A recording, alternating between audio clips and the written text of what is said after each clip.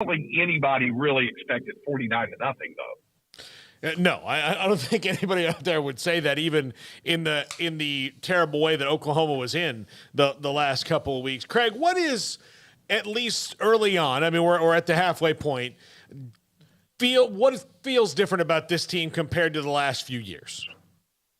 Well, I think it's two different things, Paul. One, certainly folks like to talk about, the culture and the chemistry and all of those kinds of intrinsic things that those of us who aren't in the locker room every day with them don't get a chance to see develop over time, but you see it ultimately manifest itself on the field. That's one thing. But then the other thing is there are some definite schematic and talent things that have improved.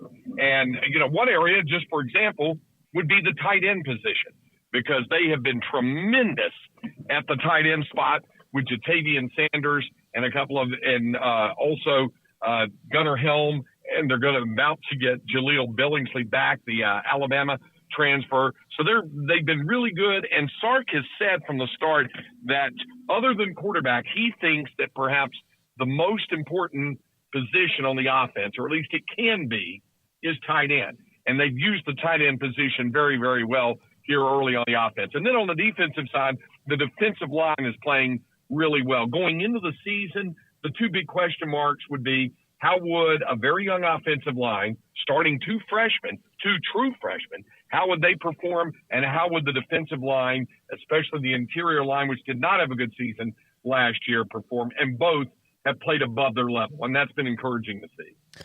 Obviously, Craig, there was a lot of buzz about Quinn Ewers making the move to Austin when he did, and then there's a lot of build-up to finally being able to see him. Unfortunately, after a big splash against Alabama, that was cut short, but there he was in Dallas and making his mark very quickly and very loudly. I don't want to get into this early all-time conversations and things like that, because his career has a long way to go, but can you try and describe, given all the great players you've seen over the years, just the type of talk and impact and showing you've seen from Quinn Ewers already?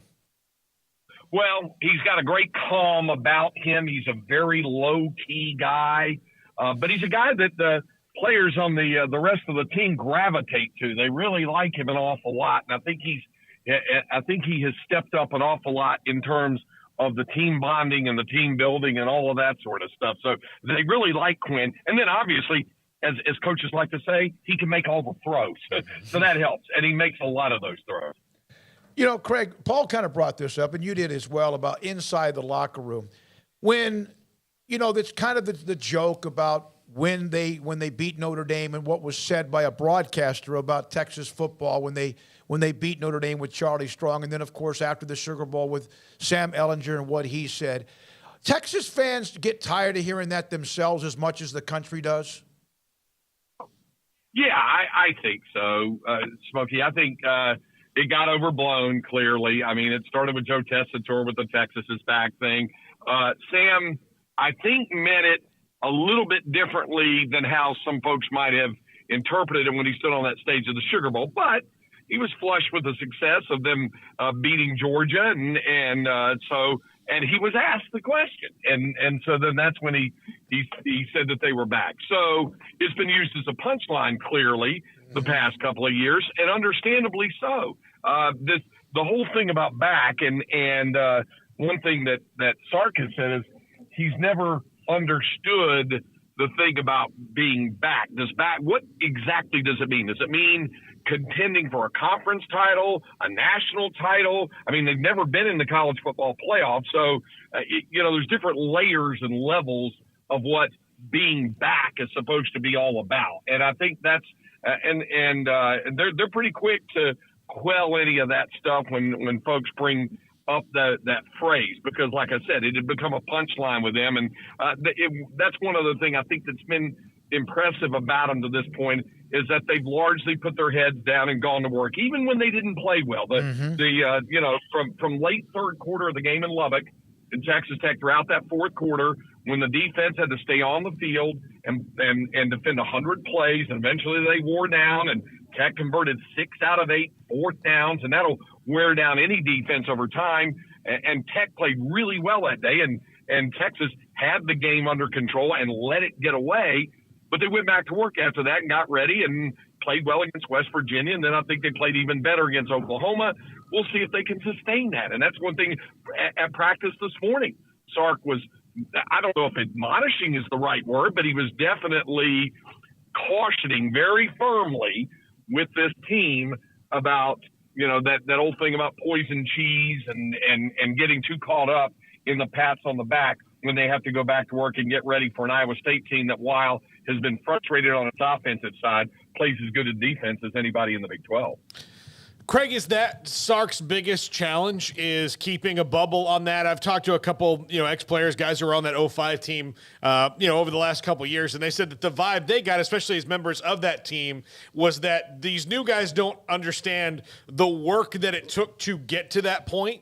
And there were a lot of guys that came in and thought when they crossed through the threshold of the 40 acres, some sort of magic amulet came down on them and they were superstars. But the team that won that in 05 worked really, really hard to get it. They really did. And I think this group has done a better job of understanding it, Paul. They might not have understood it when they came in. And part of that was, especially for some sophomores and juniors who had to learn it the hard way when they first came into the program prior to the pandemic, there was so much that was out of whack. Now, anybody that looks at it numerically can say the Texas program never had a losing season under Tom Herman, went to a bowl game every year, won every bowl game, but there was always something missing, that there could have been something more, that there was more there, more meat left on the bone that could have been accomplished. And so when they made the change, one thing Sark is trying to do is make sure these guys leave everything on the field, both we say it as a phrase, but also meaning that they work very, very hard during the week. And listen, the week leading up to the Alabama game and the week leading up to the Oklahoma game, Sark has thought were his team's two best practice weeks of the season. Now he's trying to get them to make sure that they continue to have that effort on the practice field every week, because if they do, then they've got a good shot to be in just about every game they play the rest of the way, even though they've got a really tough backloaded schedule and conference play down the stretch. Obviously, Texas had to get better on defense. The coordinator with high marks before he came to Austin. There were struggles last year. And then Gary Patterson entered the picture as an analyst. How much of an impact, Craig, has he had? I think he's had some, but he has – to hear him talk about it and to hear PK talk about it, and especially Sark, they talk about that effort thing. And, but I think he's helped somewhat with what they're doing schematically, but it was also, I think, a matter of getting guys to understand what was expected of them more. And that gets back to that grind thing. I will tell you this, I ran into him very early, Coach Patterson, very early, right? In fact, it was before it was officially announced, but the hire had been made, and I ran into him in a grocery store, and we were chatting for several minutes, and it was the most relaxed I've ever seen him. And I interviewed him several times, and I do a panel discussion at the high school coaching convention with all the Division I college coaches in the state. So I'd gotten to know Gary over the years, but he always seemed a little tightly wound, even in those scenarios. Not when I saw him this time. He's truly enjoying what he's doing, and said he just really loves it. And so because of all of that, I think it's made a big difference as to what his contributions can be for the football team, and they benefited from that as a result of that. Yeah, Craig, and at this point in his life, look, he could still be a head coach somewhere if he threw his hat in the ring, I'm sure, but maybe, getting to go play his guitar at a bar in Austin and kick back and watch some film and not be the guy who has to make all the decisions is what he needs.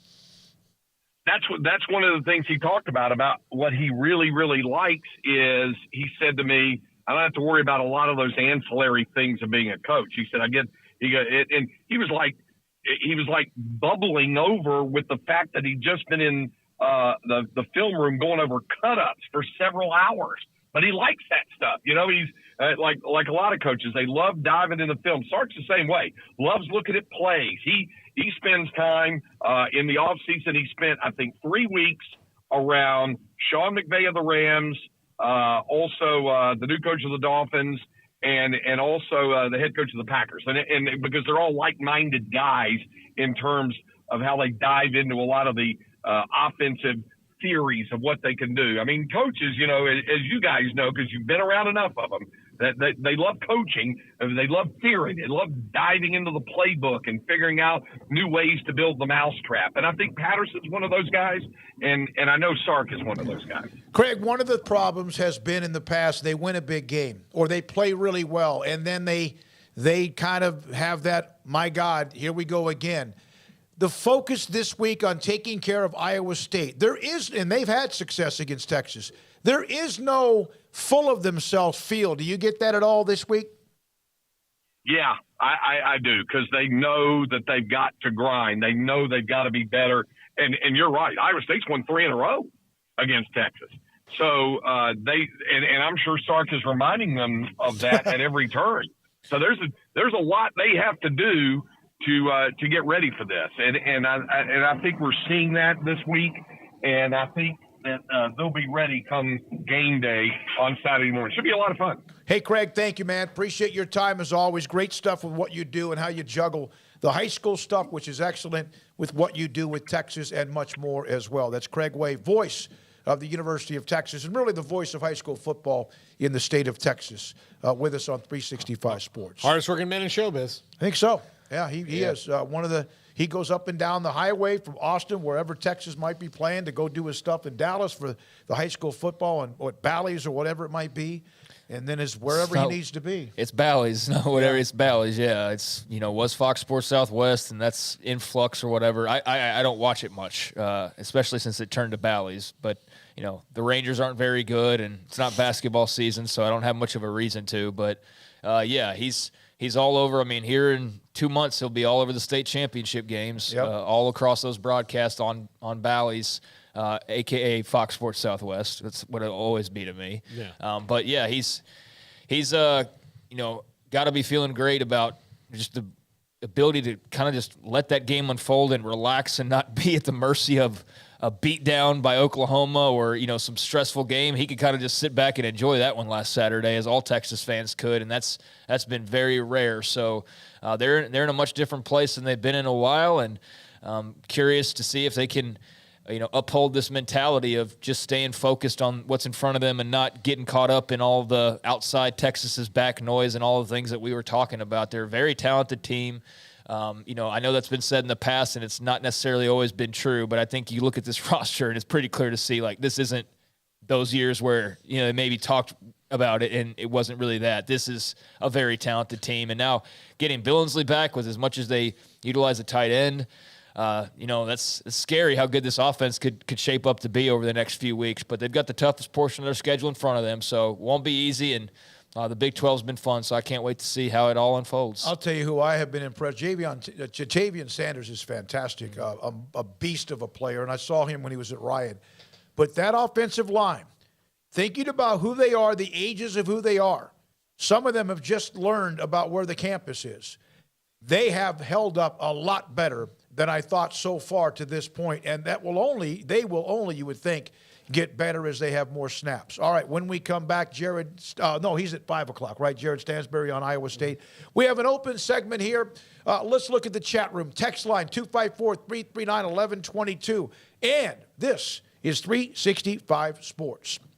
Waco Custom Marketplace, your hometown grocery store, and a butcher shop and bakery there to help get you what you want. For the weekend, for the grill, for tailgating, they are fantastic for tailgating. They have even what you need when it comes to charcoal, fluid, pellet fuel, all of that. Cold drinks, beer, and wine. Right now, they also have these specials if you want to just set yourself up for what you're going to cook for dinner over the next few days. Baylor back at home a week from Saturday, homecoming 11 o'clock kick against Kansas. T-bone and porterhouse steaks, $6.99 or $7.50 a pound. Boneless And butterflied pork chops, $2.50 or $2.25 a pound. Hot dogs at $3.25 a pound, and yes, despite what Paul says, you could put ketchup on them. Ring bologna at $4.50 a pound. A pound of frozen ground chili, if you're going to put something together like a pot of chili as it starts to get cooler, although it is warm as heck outside right now, for $3.50 a pound. Chicken tenders, $3.25 a pound. And they also have a $100 steak box selling it for $90. If you want tailgate food, they have brisket, tri-tip, and they have sausage and wings and so much more, burgers and whatever, hot dogs. But they also have what you want for dinner, and what they have, the little knickknacks you need. Bakery, butcher shop, hometown grocery store, Waco Custom Marketplace at 425 Lake Air Drive in Waco. Hi, I'm Mark Stewart with Bird Colgan Ford. It's that time of year. It's football season. And BK Ford is a proud supporter of the best high school football teams in Texas, right here in Central Texas. BK Ford is proud to sell the #1 truck in Texas, the F-Series truck, led by our leading rusher, the F-150, 45 years in a row. Lock in your best price and rate today by custom ordering your new F-150 at BK Ford. Simple, easy, trusted.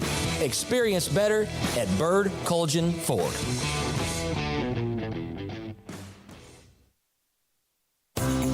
At Ideal MRI, we feel blessed to be a part of the Waco community. We're a small family business right here in Central Texas, and our goal is to bring down the cost of health care while maintaining high quality. At times like this, the cost of health care has never been more important, and unfortunately, significant illnesses and injuries still occur. That's why Ideal MRI is open and here to serve you through the difficult time. We offer premium MRIs just like a hospital with state-of-the-art technology and specialists, but you'll pay less. Sometimes thousands of dollars less, whether you're using insurance or not. At Ideal MRI, we accept most insurance and there are no hidden costs, even offering financing if that's needed. Everything included in the price, and you'll not get something as a surprise in the mail later on. If you need an MRI, ask your doctor about Ideal MRI. They'll know.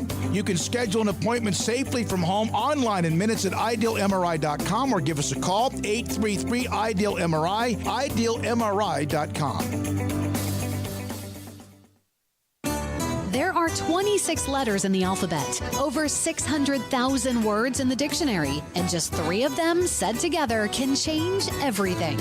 Let's order pizza. Those 3 words lead to dough made from scratch and 3 fresh signature cheeses that blanket golden crust in a heavenly melt on Marco's Pizza that'll blow your mind. So visit marcos.com to order and stop by Marco's Pizza in Belmead, China Spring, Woodway, and in Robinson. Marco's. Pizza lovers get it.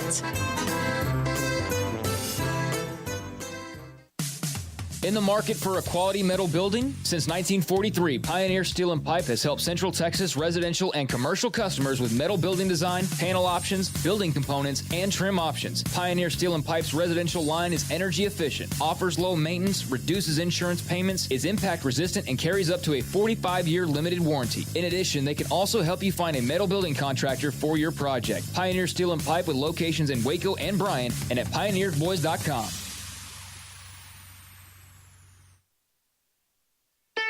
Don Humidor, your home with a 48-foot walk-in humidor with the elite cigar brands from around the world, including the #1 cigar of the year, Aging Room Cuatro Nicaragua. Plus, they have the great brands like Macanudo and Artur Fuente, Rocky Patel, Aston, and so much more. CBD, great for sore muscles, aches and pains, sleep, Vita Dreams, and anxiety, mild depression, general health and wellness. Their staff very knowledgeable on the subject. If anyone is curious about CBD, ask Carol and Ashley. Don Humidor in the Townwood Shopping Center off Valley Mills in Waco.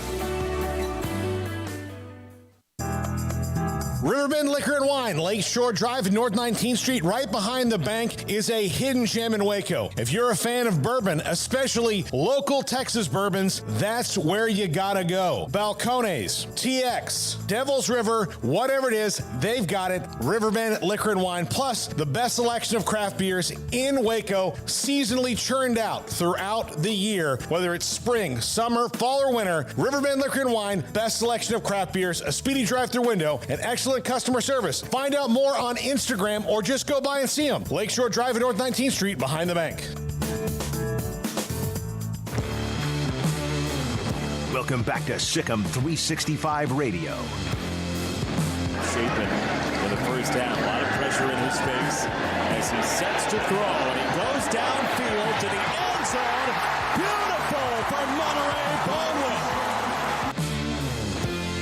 Baldwin. The 4 o'clock hour is sponsored by Boozer's Jewelers, the wedding ring store, specializing in custom jewelry and repair, all in-house. Now here's David Smoak, Paul Catalina, and Craig Smoak. There's a debate about burgers now, about fast food restaurants. You guys go at it, have fun wherever you might be. All right, here we go. This 4 o'clock hour on 365 Sports. Paul Catalina, Craig Smoak, and I'm David Smoak. And we will have a guest at the bottom of the hour. And in fact, he's from TCU, sideline reporter Landry Burdine. We'll talk about TCU and their game coming up with Oklahoma State. Garrett, the picture that Craig sent to you. This is Oklahoma's uniform. We'd like to show these out. Oklahoma's uniform, all black with the crimson. Numbers across the number and or letters across the chest for their game against Kansas on Saturday. Yeah, never seen them wear black to my knowledge. Leave it up. Leave it up a little bit. Yeah, never seen them wear black to my knowledge. I thought that was a cool look. Didn't know that they were planning on, unveiling new uniforms. I haven't kept close tabs on stuff like that, but I think compared to their wood grain variations that they, busted out a few years ago, here I was as an Oklahoma fan getting all excited about them, in the hoopla of alternate uniforms several years ago. Like, obviously, old Baylor teams were well-known along with Oregon, probably the two most well-known programs there for about a 2 or 3 year stretch for having, the most variations of uniforms. And Baylor had like the chrome helmets, and then, that caught on and everybody suddenly had chrome red and chrome blue and all of that. But, I think uniforms are cool, and I do think it got kind of out of hand where like everybody was doing it. And then it seems like everybody sort of reverted a little bit back towards more traditional. But yeah, in the hoopla of all those alternates, Oklahoma dove in, and they were kind of a surprise to dive in because they're so traditional, and they don't really need to, worry about, I guess, flashing new uniforms and things like that for the young recruits. Like maybe a program like a Baylor or Oregon felt the need to because they don't have the power of the brand behind them. So they dipped their toes in the water regardless. I know there was a big, debate about going against tradition at the time and all of that. And then there was an even bigger debate when people actually saw the alternate uniforms and didn't exactly love them, which I had very mixed feelings over those uniforms that Nike debuted years back. I'm still not totally fond of them, but that was, Baker Mayfield era is really what I think of with those. So, those were cool. I didn't know that they had more in the works, and to see them breaking out the black is a first. So I think that's pretty cool looking, actually. I like them way better than their last efforts, and I'm not Mr. Mess with tradition all that much, but I think if you're Oklahoma hey, why not bust them out? And I think they actually look great. I'm surprised I like them as much as I do because I never really gave too much consideration to Oklahoma in all black uniforms, but I'm on board. The regular ones haven't worked the last 3 weeks, so might as well reboot. And look, the Bull Durham rule is if you think you're playing well because of whatever thing you think you're playing well, then you are. So if you can, trick yourself into anything, whatever works. Is it going to help the defense that they wear all black? Does it get them fired up? I don't know. You never know. I do know this. I don't know of any fan base, and I could be 100% wrong, that bitches and moans about color schemes of their uniforms maybe than Baylor fans. Am I right? Yeah, but they've changed. You know why, though? And I think they're historically right to feel that way. They're never happy about them. It just seems like there's always some fight. Because they've changed so much over the years without anybody's input. I think that now, because of the Nike deal, you'll have the same colors for a long time. But the biggest problem, and this was feeding all their we like this, is they literally annexed every shade of green, gold, or yellow under the umbrella of this is what we are.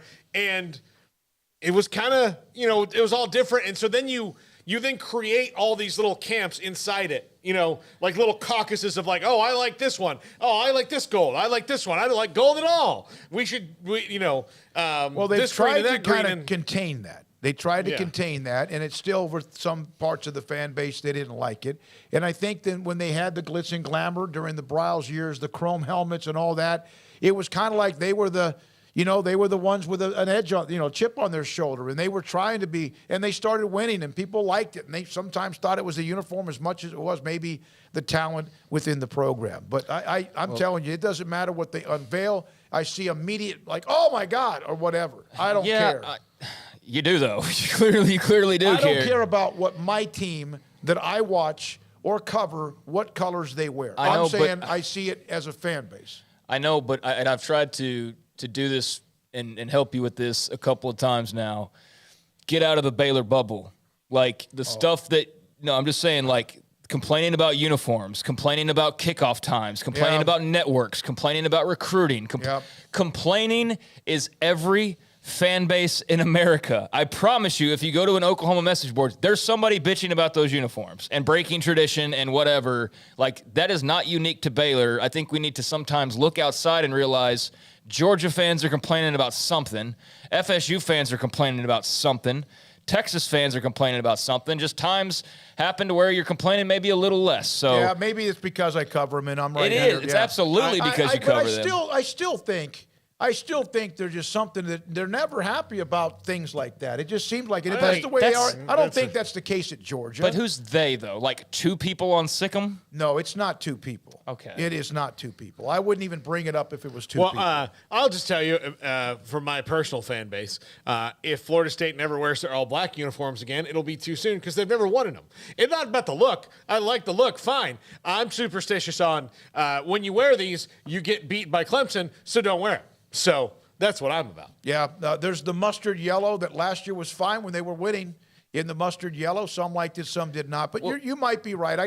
I'll calm down on that because I'm here and I am working for a company that covers Baylor, although we cover the country, that perhaps I'm almost too close to that and see it more than if it's maybe Troy or possibly Syracuse. For sure you do. You see it all the time, and so therefore you think that that's just the way that it is. But no, it's the way that it is everywhere else too. I mean, everybody's got their segment of fans that complain. Now I'm with you. There is a segment of Baylor fans that will complain about whatever. Like they're still unhappy that Mac Rhodes is AD, but like, are those people worth wasting energy on? Not for me, not in my opinion. You want to like bog down in those arguments, then by all means, somebody needs to. But yeah, I mean, I've seen complaints about all the stuff you're talking about, and there are some people just across the board, no matter what fandom or area of life you're talking about, that are never going to be happy. But there's nothing you're ever going to say that's not going to make them ever, not be that way. I will say to those who do have critiques, sometimes they're valid. When those new uniforms were debuted, I wasn't blown away by them. I don't know about you guys. I think most people were just kind of like, because they all of a sudden went from chrome gold helmets and being on the cutting edge of, Nike uniforms right there, like I said earlier, head to head with Oregon, basically, in terms of, kind of the threads that they were throwing out and how unique they were getting with them. There was that feeling that, people were excited about the uniform unveiling and, the brand and the chrome, and they loved that aspect of it. And so when that changed a lot with a lot of other things, that was just kind of disappointing. I think that was more just being disappointed that you were going to kind of revert to more traditional, more plain, more yellow, rather than chrome gold unis. I think that's where the disconnect came from. And, I definitely can see the point of view from people that don't like these compared to the way that they were. All right, Garrett, there's one more. This is from Max Olson. Those OU ones are sweet, though. I like those. I like the helmets a lot. Max Olson. So he has this stop rate, which is, we like yesterday we brought up Quinn Ewers, and the one full game he has played. He played the opening game before the Alabama game, but he was averaging like 4 points. The team is averaging 4.31 points per drive compared to Ohio State, who's played 6 full games at 4.13. But it was a note from Max yesterday. So the best defense is based on stop rate. At the top, this is allowing points per drive. Minnesota, Michigan, San Jose State 3, Illinois, Penn State, Alabama, James Madison, Iowa State, Iowa, and if they played each other, they would be 1-2 every game. Mm-hmm. And then also at the bottom of, not the bottom, but number 10, Ohio State. And a lot of that, now look at this. How many of those teams were in the Big Ten? Over half. Minnesota, Michigan, Illinois, Penn State, Iowa, 6 of the 10, over half, are in the Big Ten, which is kind of partially their style. Now, Ohio State can ruin that style on occasion when they pop 50 on you. But there's the stop rate. I didn't know Minnesota was that high. They lost, I think, a recent game, but I'm not surprised about Iowa State up there. Alabama, okay. I didn't know if their defense was that high. And Ohio State bet 10. That says something because they're going to score a ton of points every game. You know why also the Big Ten has 6 of the 10 stop rate teams?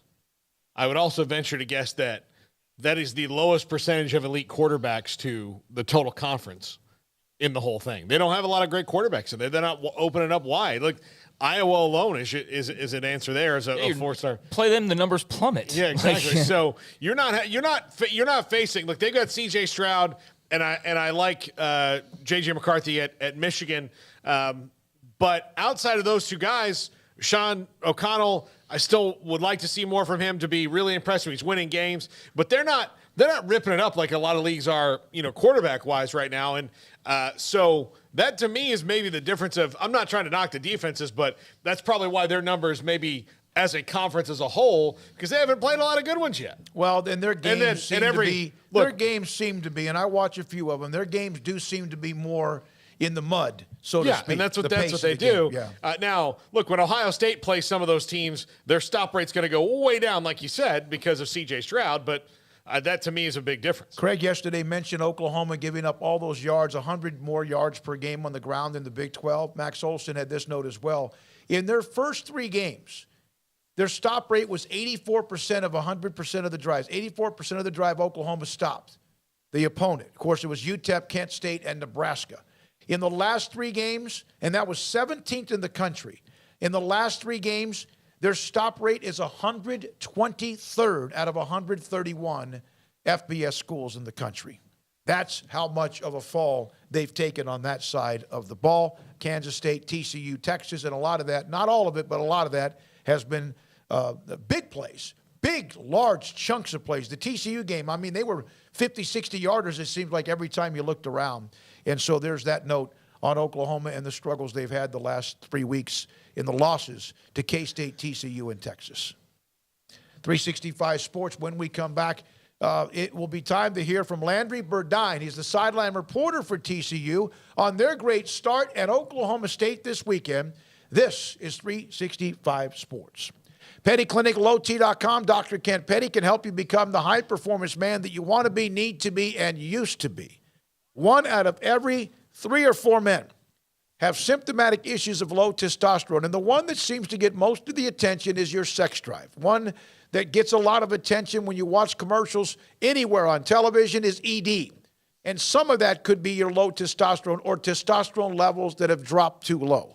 Dr. Kent Petty can help you out by setting you up to get your blood work. He'll set up the appointment. His staff will do that. He'll take care of it. You go get your blood work. He'll look at the results, and if your testosterone levels are too low, he can put you in a program to increase them to get you to be back to where you were, the man that you need to be, want to be, used to be at Petty Clinic, lowt.com. In our logo and advertising, we say we are people that you can count on. What does that mean? It starts with providing a quality vehicle and quality service at a fair price. But it also means we do what we say we will do, and we treat people fairly with respect. It starts by hiring great people, good local folks who work hard with a caring attitude. Our employees are the real reason we are people that you can count on. Put us to the test and see for yourself that at Richard Carr Motors, we are people you can count on. After my first car accident, I feared the biggest damage would be to my wallet. I expected a mountain of bills and a long, drawn-out process. But my Texas Farm Bureau insurance agent was there when I needed her and helped me get back on my feet and in my car in no time. Instead of a hassle, I got reassurance and a quick recovery. Stop by and see our agents at one of our 3 McLennan County locations. Coverage and discounts are subject to qualifications and policy terms and may vary by situation. One size fits all. That may be all right for an adjustable belt or cheap sunglasses, but when it comes to your financial needs, no one wants a one-size-fits-all strategy. Ben Erlinson, your Edward Jones financial advisor, knows that his most important goals are yours. That's why he takes the time to understand your needs, knowing you. That's how Edward Jones makes sense of investing. Ben Erlinson, 100 North 6th Street in Waco, 254-759-8533. Edward Jones, member SIPC. From the first workout to the last practice, sports is an incredible challenge. Hi, this is Dan Ingham with the First National Bank of Central Texas, and we're proud to support each athlete, every parent, and our educators. From families, small businesses, to the biggest industry, we're here to help. With remarkable products like First Free Checking, we've got banking ideas that fuel big dreams. The First National Bank of Central Texas. Familiar faces making local decisions. Member FDIC, Equal Housing Lender. Did you know that Waco Regional Tennis and Fitness is a partner of the City of Waco? Did you know that we are open to the public? Waco Regional Tennis and Fitness offers day passes to the public for only $10 a day, and we offer money-saving memberships. Waco Regional Tennis and Fitness offers over 40 group exercise classes each week, including bar, yoga, boot camp, indoor cycling, and more. There are free weights, weight machines, TRX, rowing machines, stationary bikes, new treadmills, elliptical machines, and much more on the spacious weight room floor. Personal training available where you can be encouraged to grow. Sauna, whirlpool, tanning bed and kids club, 17 tennis courts, 8 pickleball courts, youth and adult tennis and pickleball lessons. Waco's premier experience where you can help your mind, body, and soul. Visit our website at wacotennis.com. Call us at 254-753-7675 or visit us next to Hawaiian Falls on Lakeshore Drive in Waco.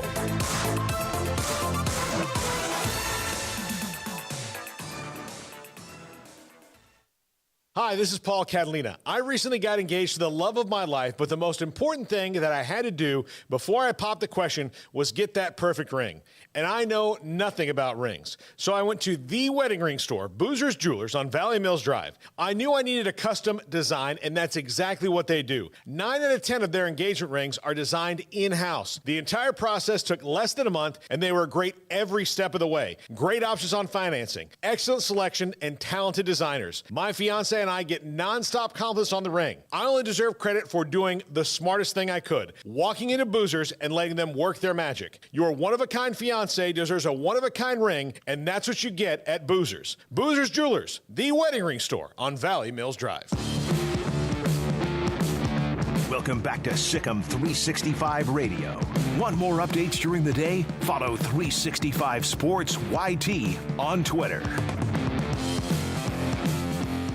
He's the sideline reporter for TCU Athletics. More than that as well, but Landry Burdine joins us on 365 Sports. TCU off to this red-hot start. Oklahoma State this weekend with Craig Smoak, Paul Catalina, and David Smoak. Landry, thanks for your time.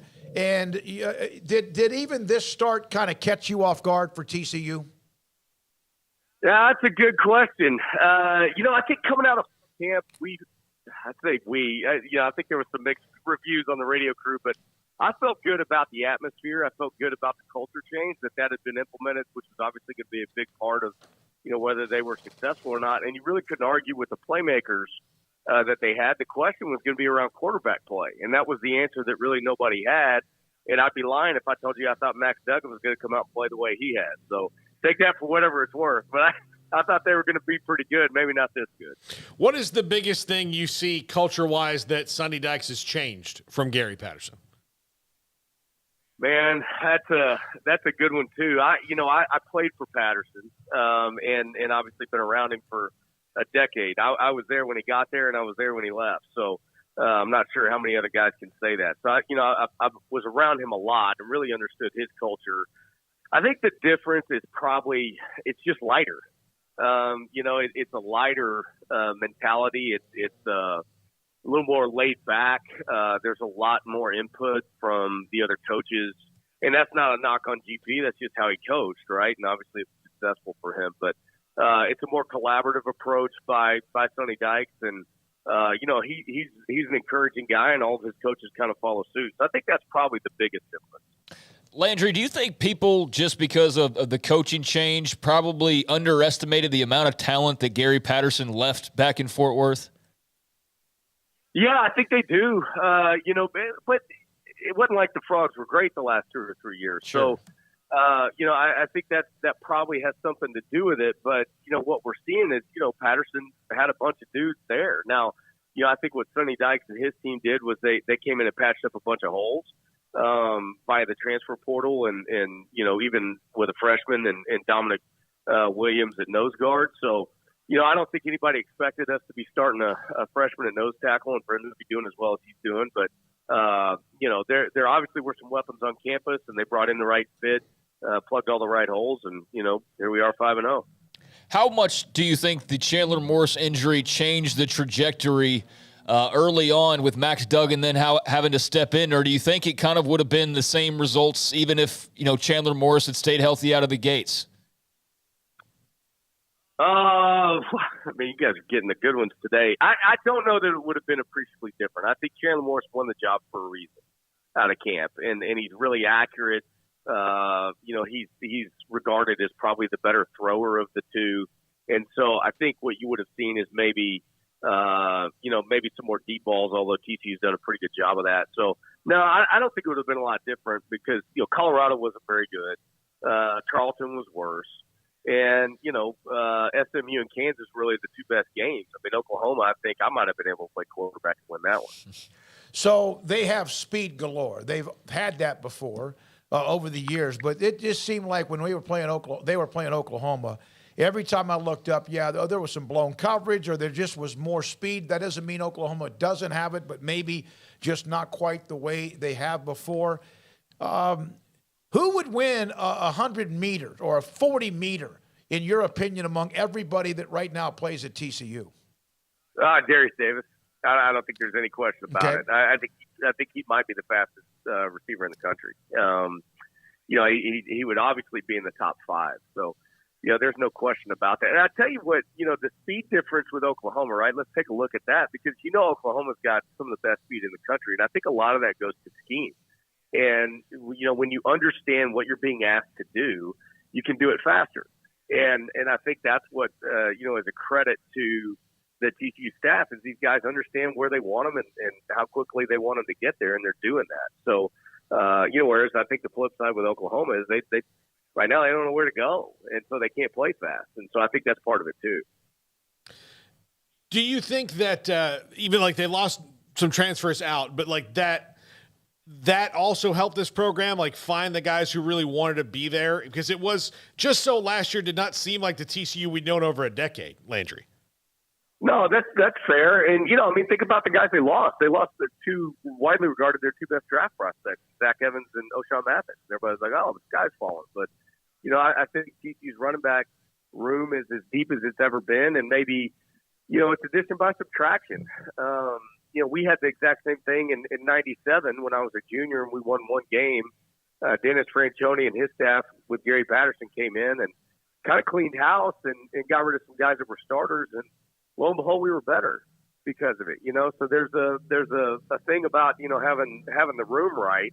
And I think that's what you've seen with those guys. And not that Zach Evans or O'Shawn were bad teammates. In fact, it's the exact opposite. But maybe that helped energize some guys. You just never know the effect of that for sure.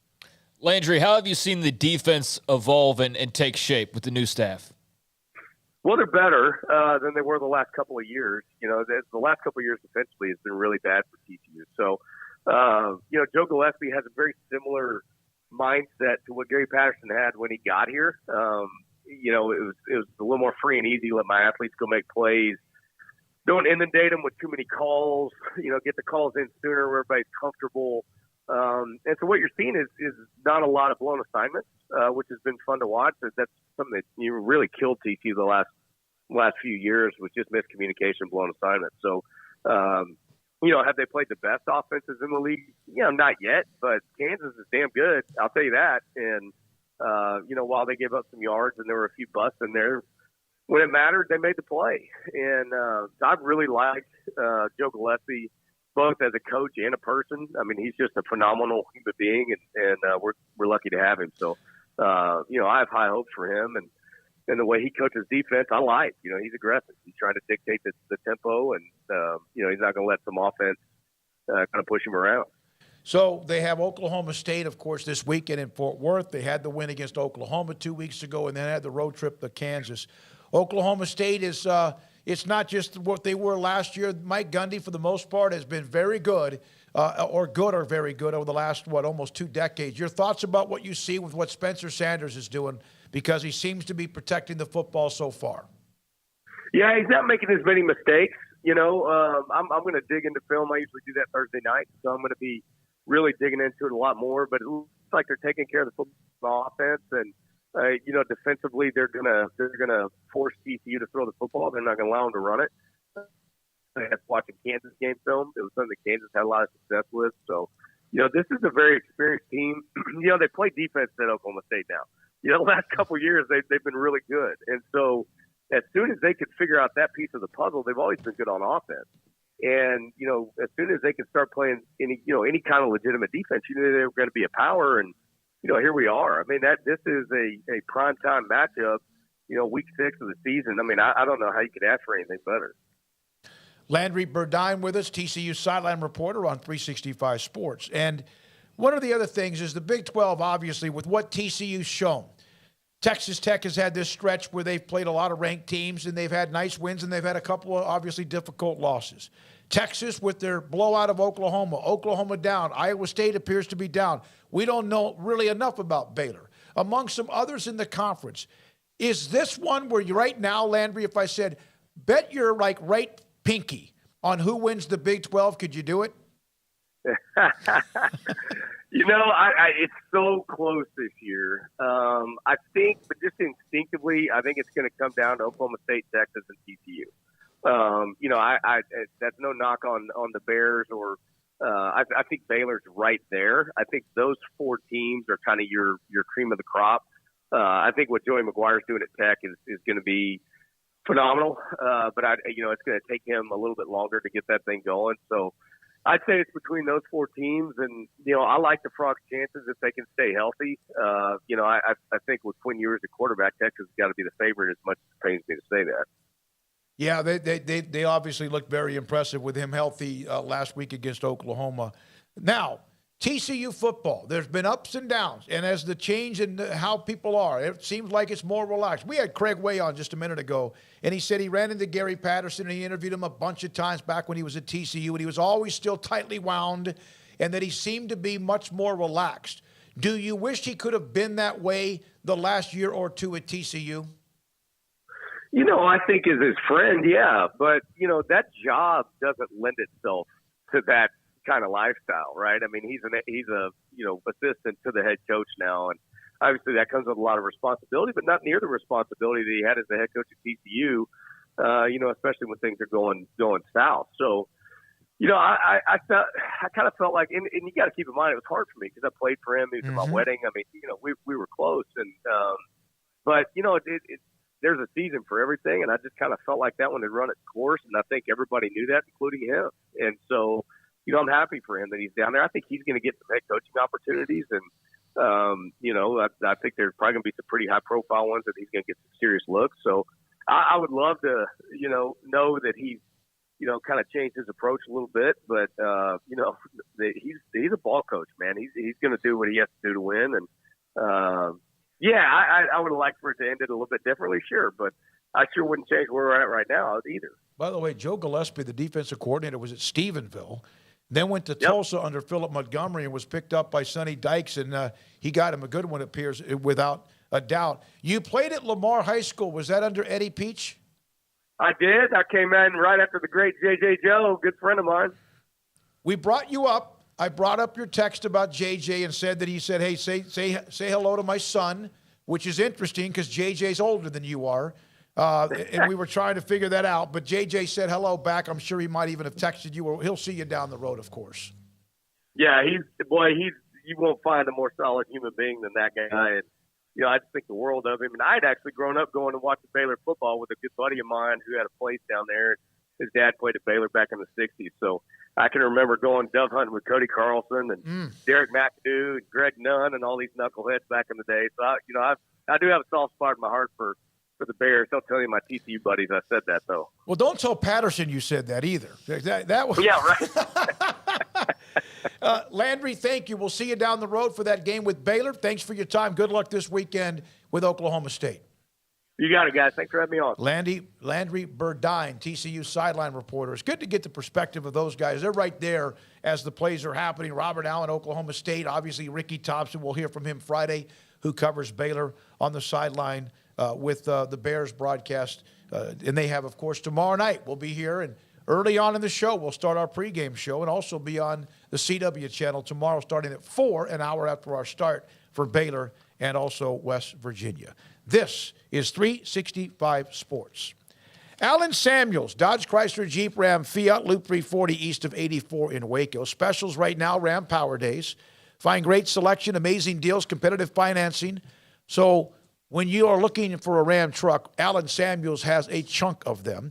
Designed to be durable, functional, stylish, a premium truck, winning awards year after year after year. The Jeep Freedom Days continues. Incredible lineup of 2022 models like the Grand Cherokee, the Grand Cherokee L, the Renegade, Wrangler, and the Wrangler 4xe. Smooth, peaceful rides, everything you expect with a Jeep, design, and also technology, and a third-row seating for the Grand Cherokee L. Also, the 2022 Dodge Charger or Challenger, I brought those up a couple of days ago in the chat room, started talking about big boy cars, the ones that get up and down the road, and those two surely do. Style, incredible deal. You can go by right now and find the incentives, the offers, the discounts from Alan Samuels, Dodge Chrysler Jeep Ram Fiat, Ted Teague and Company, Loop 340 east of 84 in Waco.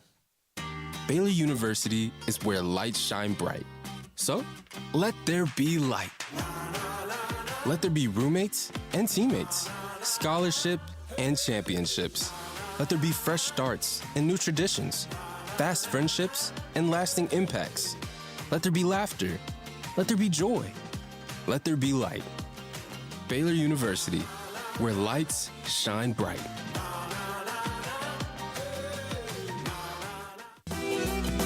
Shorty's Pizza Shack at 12th and Bagby is a homegrown, locally owned pizza place that's out of this world. Everything from the dough, the sauce, the sausage topping is made fresh in-house. Not to mention the amazing pizza pillows, the chicken wings are to die for.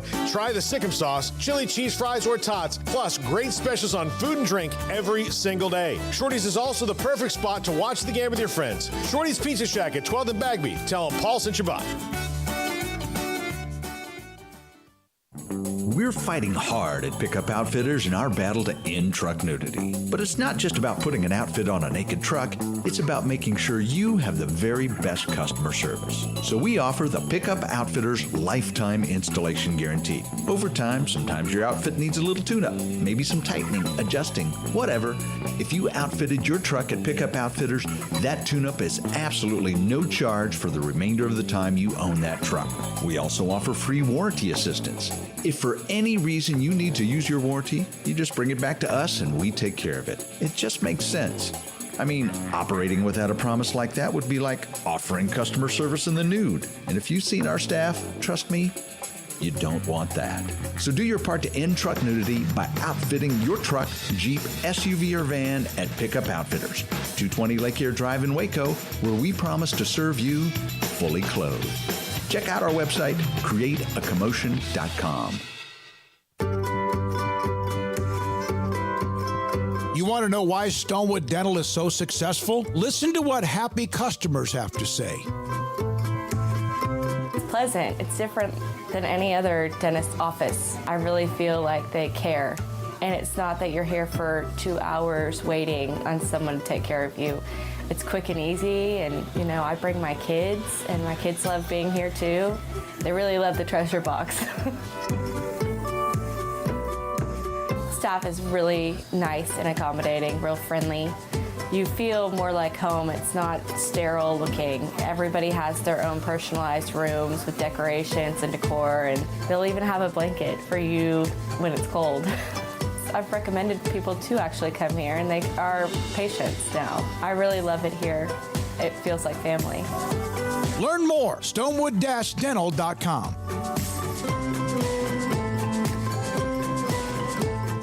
TFNB Your Bank for Life is the official local bank of Baylor Athletics.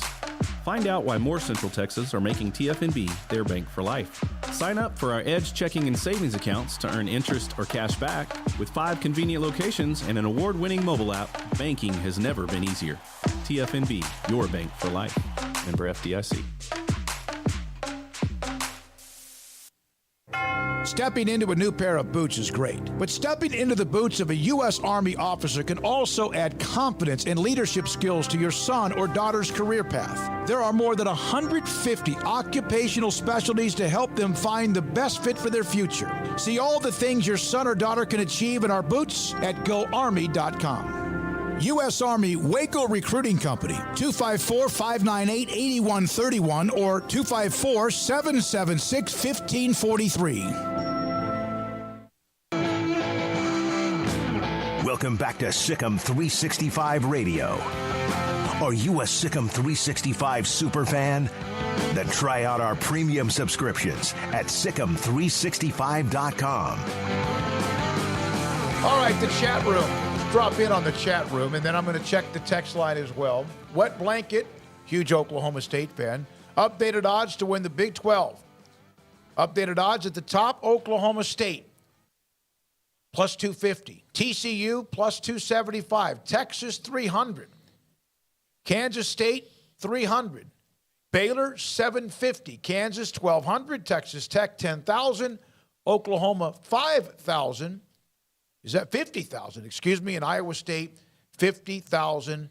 It doesn't show the West Virginia number, but yes, obviously in that same number. It's the same thing. Okay. West Virginia is the last one, yeah. So that's from Wet Blanket, the odds. And that's interesting that TCU has jumped right up in the middle of all that. Not surprising because of what they've done, but they slid right in front of Texas as far as the odds, at least right now from Caesar Sportsbook. Well, and all that's great, but they all have to play each other still. Yep. So, that's fine for right now, but, let's see. I don't know, this weekend you'll get Oklahoma State TCU, so that's going to change. I mean, that's going to change in 3 days. So it's an interesting, peek into kind of, where Vegas's head's at and where the public's head's at as far as their money goes.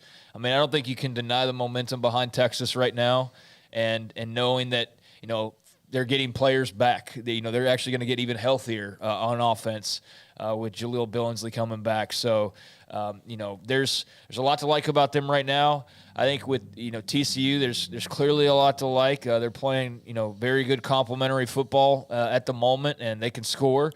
And I think with Oklahoma State, there's a lot to like as well. But I'm very curious about that game this weekend. I don't think we're going to learn much about Texas and Iowa State. As far as I don't think we'll learn much about the Longhorns. And perhaps I'm underselling Iowa State here. Perhaps they'll jump up and score some points and be able to get into somewhat of a shootout while also playing good defense. I just don't have high hopes, but I do know with TCU and Oklahoma State, we're going to see some separation, and that's gonna be exciting. Yeah. The only way I think we learn anything about Texas against Iowa State is if Iowa State wins the game. Yes, exactly. If they win the game, then we're like, oh, okay, well, this is kind of maybe how it's going to be, where they have huge ebbs and flows of. Texas will need to throw up on themselves. Yes, yeah. Because Iowa State's played everybody close, but it's 14-13 close, and that's not going to be the case this weekend. And if it is, then yes, that will be a story. But you're right. Even if they play them close but lose, that's what Iowa State does. So it's not any different really than what they've been doing. But yeah, to win, that would be a shocker.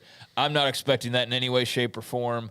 But yeah, Oklahoma State and TCU, I think they're awfully close. I don't know how you really separate them at the moment. Other than playing each other, yeah, right? And so here we get to see them, in that 2:30 window on ABC. That'll be a good little spot for them, and hopefully a lot of people tune in and get a little taste of, what the best of what the Big 12 has to offer at the moment. But whoever wins this game, they got to shoot up right to the top, if not already at the top, like in Oklahoma State's case. Val guest jar on the chat room. Analytics say whichever team scores first has an 87% chance of winning the game. Really? Okay. All right. Thank you very much. Devil Frog, TCU is Baylor's daddy. They have been. Last year was probably the ultimate example of that. Yeah, there's no denying that. There's no question about that. But I do think that if you were to lose to TCU and that TCU team last year, you still felt okay with it by the end. Oh, like no, they had the because type of what of you ending. did, They were like, yeah, we lost to TCU. And I know there's a whole like, well, if they wouldn't have lost to TCU, then they might have been in the playoff. But like, I think that losing to TCU is what helped propel them to where they got. Yeah. So I don't think it works exactly like that of like, oh, well, if they had just won that game, everything would have been the exact same. They just would have been ranked higher. No, I don't think that that's the case. They might have lost another one. Yeah, they might have lost like to Texas Tech in the final game of the year. So that was an important game from a growth standpoint. Awful loss to your rival, and the whole stretch of this series lately has been very much in TCU's favor. Patterson had their number. I'm curious to see now with a changeover in coaching, how much of that still exists, because there's no doubt like he had some little like post art. He had their number. He just did. And that was year they came in with was it Jalen who ran back the punt, had the reverse against Rolling Company. They were terrible. They had injuries. Their quarterback was like their fourth-string guy. Had 2 touchdowns in Waco, literally the only 2 positive plays for TCU like the entire day, and they both go for scores, and they only needed to score 14 to win the game. Like wonky stuff like that. The monsoon game in Fort Worth, that Art was still around for, actually, but that was towards the end there. That was just a wacky game. But when it gets wacky or whenever it's even expected, like if TCU is expected to handle their business, they handle their business. If Baylor's expected to win, TCU still finds a way to win. Yeah. And it's weird how that's been. It's just been that way. Also, let's see here, a couple of other notes. Baylor is the best damn college football team in all the FBS, and so is this show. Jack, Baylor's not, but thank you for us. We appreciate the support. Let's see. If they are the best team in Waco. Yes, that's true. Yeah, best college football team in Waco. Of course, TCU once resided in Waco. If TCU owns Baylor, why did they leave Waco? Just because they decided to? I don't know. All right, let's get back to a couple other things. Let's see. From Chris, I still don't believe Max Duggan can make it a full season without getting injured. Dude runs thinking he's Cam Newton.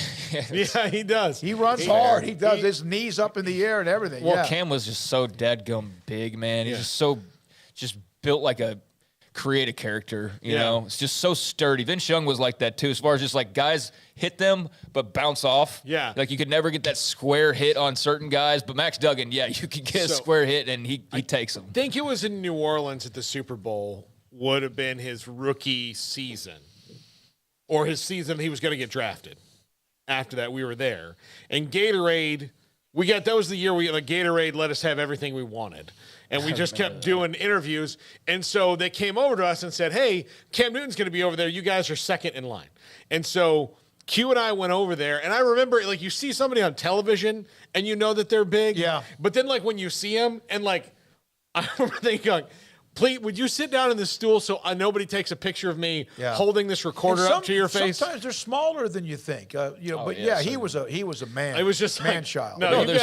There's certain guys that are just built to run and that you just can't get a good lick on, and that's not Max Duggan. Like, you're right. Like, that's something that he has to be mindful of, and we've certainly seen in Waco plenty of quarterbacks who feel like they're going to be tough for a second, and that results in whatever list of injuries you want to bring up, because it's happened to basically like 5 quarterbacks in a row at this point. I guess Gary was pretty sturdy. Gary got hurt, though, going out of bounds and tweaked his hamstring. Yeah. But he was a pretty sturdy guy in his own right that could break some tackles and take some hits. I think about, like some guys are sturdy to a point, and then when you break them, they keep breaking. Dak Prescott is a good example of, there were times during his first couple of years where you'd be like, oh, well, that's going to be, at least a week. And then he's back in after they, put a little tape and ice on it, and he's fine. So it happened to Cam. Look, everybody has. It always gets to you. Eventually, no matter how great an athlete, fast, big, whatever, both, it eventually catches up to you. You wish that you could just put a meter on every football player. Steve Young. That way you'd know. Pretty guy's pretty big man and physical. But to the point, Max Duggan, he's a solid runner. I think that was highly underestimated early on when he first took over for Chandler Morris. I remember seeing some thoughts of like, well, gosh, who did they play right after that? But it was thought like, oh, well, Max Duggan's not a running quarterback. And I'm sitting there going like, I don't think that that's right. I think that's exactly what he is. And sure enough, he's a running quarterback. I mean, he is. I remember he did a quarterback either draw or it was a planned quarterback delay. And he may have beaten Texas one time with his legs. late in the game in the last 2 or 3 years. All right, here's John Rothstein. He covers college basketball. This is basketball. We mentioned with Bob Berta joined us earlier in the show from the Big 12 office, Vice President of Communications, that the November, which is normally when the conference releases their football schedule, that's when they'll do it again. But he did kind of all but confirm that. Still working on a couple of little things here, dotting some T's or dotting an I and crossing a T. Basketball. Big 12 will play the following league games. These 7 games, these teams will play each other twice during the year. And then the other games, they'll rotate accordingly. But they're only going to play 14 games, it looks like, based on what they were showing here. Of course, there's 14 teams scheduled for now, with Oklahoma and Texas still a part of the league until they leave. Leave this up, Garrett, please, because I'm trying to sort through. It takes me a while to kind of like let it sink in. So Big 12 following league games, okay. That's interesting. I think I've already seen an Iowa State fan today lamenting the fact they don't have a real natural rival. So they get BYU kind of, I guess, by default somewhat. But Baylor, TCU, I mean, that makes a lot of sense. Thankfully, TCU's got a basketball program that's growing. Baylor's obviously doing really well, so that'll be, good little competition. But Texas Tech, that'll be fiery, no doubt. Yeah, that had to happen. You know what? That is probably just to inspire Texas to make the deal to get out of the league a little bit quicker because they don't want the Tech fans buying up all the tickets. Yeah. So they play the following. So Cincinnati, West Virginia is the Bob Huggins connection. Yeah, Houston, UCF. I mean, there's kind of naturally American Athletic Conference connection, I guess, or the Space Cities is what they're going for. By the way, UCF also unveiling some new threads. If we want to get around to that at some point, they put out a uniform video. I saw it after we put up the Oklahoma stuff. But yeah, all these are pretty natural with the exception of Iowa State and BYU. But you're kind of just left like, well, what are you going to do there? Cincy, West Virginia, is obviously making some sense. So yeah, that seems pretty natural outside of Cyclones and Cougars, but you got to put them somewhere. Houston's even kind of random, although you're right. Excuse me, they're in the same conference. And so how many games they play next year, I don't know. 4 new teams. They've been playing 10 teams. Everyone's played each other home and away. Not sure how whether they'll play 14 or 18 or how many conference games they'll play. That's my question, though, is I was trying to figure out while reading that is, so they're not playing everybody twice? No, they can't because John Rothstein said, Scotty B told us this, and Scotty B's like our own beat reporter, 18 conference games, but those are the ones they'll play each other twice. So Baylor wouldn't play, like, for example, home and away with Brigham Young or some of the other teams. But to get to 18, you have to play more than one team twice. There's going to be other teams, but those will be the first 2 years. Okay. They won't change those at all. But yeah, okay, those are set, but you're going to have some that change. You're going to have to play some other home and away. I would think Kansas, Texas, or Kansas, Baylor, Texas Tech, Kansas. That'll be interesting because of the transfer.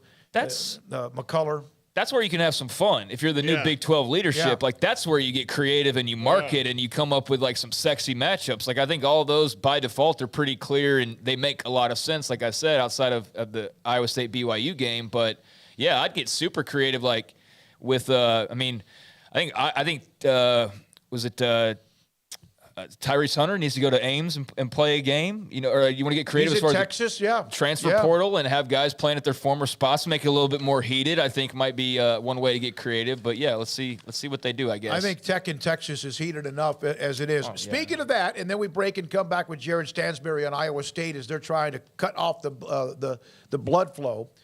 Big 12 preseason basketball awards, preseason player of the year. Let me tell you. One of the great stories in the Big 12 last year was TCU's running the tournament. They got it. They had it going. And TCU's Mike Miles is the preseason player of the year. Grant Sherfield from Oklahoma, transfer from Nevada and Wichita State, is the newcomer of the year. First team, freshman of the year is Keontae George from IMG Academy, the freshman who's at Baylor. So I got to mention, I know we got to go, but I'm starting to buy into the hype over him, man. Like the buzz growing for Keontae George and how good he may. I mean, he's a one and done. I think we all know that. But yeah, I'm excited to see him play. Those international games in Canada, we saw him take over games, but he didn't have a lot of people around him. No, they were all kind of just. But they're like, we know when they've recruited high level guys, and there's something different about the talk about Keontae George. Paul, you've seen it over the years. Well, and just getting to watch him this summer on the That's what I'm saying. They're saying, like, you could see that he's a guy who can go 0 to 60 really fast and just score. He's a scorer. It's rare. Some guys have to teach themselves how to score over the years.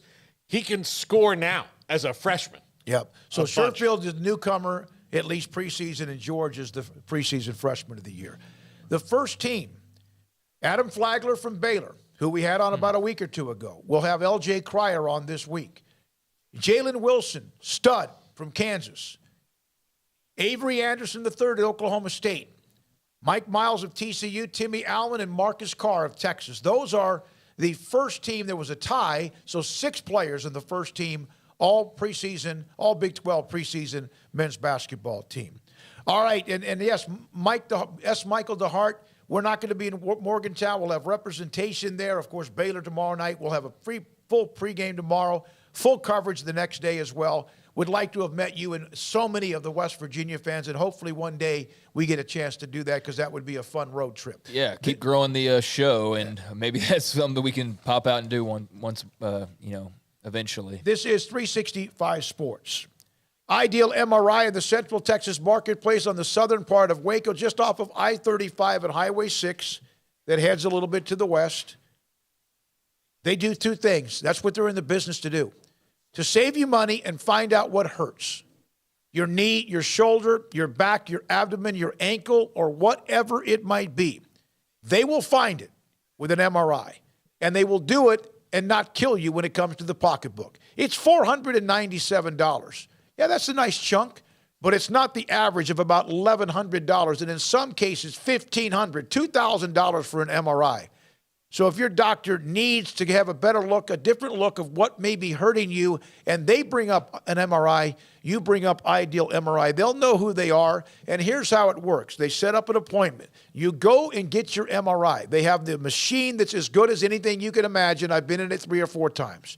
And then usually by that evening, you'll hear from the doctor. You'll hear from somebody at Ideal MRI. They will already have images sent to you, and when they do that, make them available to your doctor. It's that simple. $497 or less every single time at idealmri.com. During Ram Power Days at Allen Samuels, our great selection of new cars and trucks come with amazing deals and competitive financing that makes you ask, why shop anywhere else? The new 2022 Ram trucks are designed to be durable, functional, and stylish. These legendary, award-winning trucks give you that first-class feel, luxurious leather trim seating options, exceptional legroom and storage, plus surround view camera options you'd expect from a premium truck. Come see our selection today or browse online at allensamuelsdcj.com. Three Nations Brewing Company has 16 different beers on draft with a new beer every Friday. It also offers 2 air-conditioned tap rooms, a large indoor beer hall, a second-floor mezzanine offering a great overview of the brewing company and equipment and patio where you can relax under the shade. Plus, you can now experience the new Three Nations Beer Garden Grill on our shaded patio. Grab a cold beer and enjoy a bite from our freshly prepared and delicious menu. Street tacos, quesadillas, freshly cooked burgers and dogs, and veggie burgers too. Nachos and so much more, all prepared and cooked on site. So come visit the award-winning Three Nations Brewing Company on East Vandergrift off I-35 in Carrollton.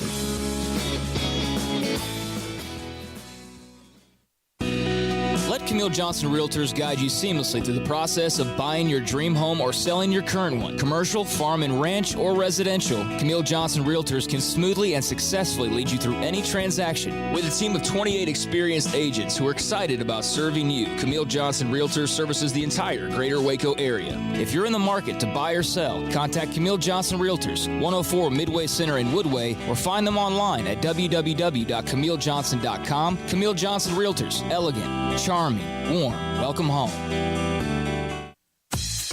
Baylor Scott and White, Southwest Sports Medicine and Orthopedics, the team physicians for Baylor Athletics, diagnosing and treating all sports-related injuries, including concussions. These specialists also provide orthopedic services for athletes and non-athletes alike, whether it's knee or shoulder pain, hand or wrist injuries, orthopedic spine care, and even an arthritis and total joint clinic. Trust the doctors Baylor Athletics trusts. Baylor Scott and White, Southwest Sports Medicine and Orthopedics wants to get you back in the game. With so many companies and policies out there, it gets so confusing shopping for insurance, and I never know if I'm getting the policy that's right for me. Luckily, I met the team at the Niche Group Insurance Agency. With the Niche Group, you can go to one company and get access to coverage options from many insurance carriers, and you get to speak to a real person about your specific coverage needs. With the Niche Group, I know I'm getting the right coverage at the right price. If you need insurance, talk to the experts at the Niche Group at 1-800-258-8302.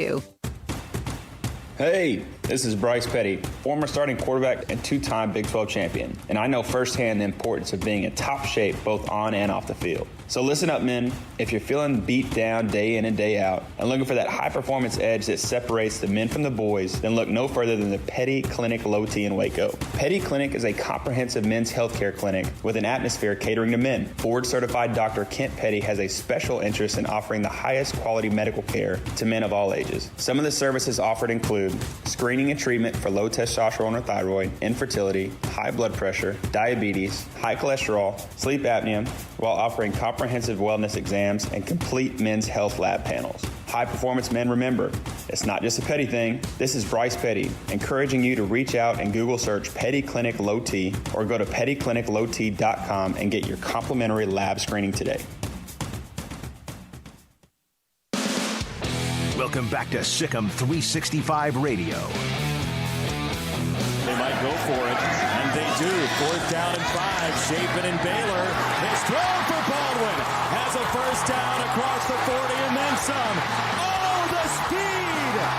70 yards! Sparks off his shoes for Monterey Baldwin. The 5 o'clock hour is brought to you by Edward Jones and financial advisor Cam Heathcott. Edward Jones, making sense of investing. Now here's David Smoak, Paul Catalina, and Craig Smoak. Thanks to everyone who watches or listens to us, 365 Sports on YouTube or Sikkim365.com online. Jared Stansberry, Cyclone Fanatic, he joins us on 365 Sports and covers Iowa State. Jared with David Smoak, Paul Catalina, and Craig Smoak. Jared, has not been the run that most people thought. Some teams in the Big 12 are a little bit better. Iowa State's had some tough losses. What is the mood right now in Ames, Iowa? Yeah, I mean, I don't think anybody's overly pleased at the end of the day, especially in the fan base, just with, I think you look at the way Iowa State's offense has played over the last couple of weeks, and their inability to put the ball in the end zone has obviously been, crippling for them in each of these last two games. And, I think that fans are upset about that, but I think when you talk to people inside the program, they give off a much more positive vibe just because I think they feel like they're really close.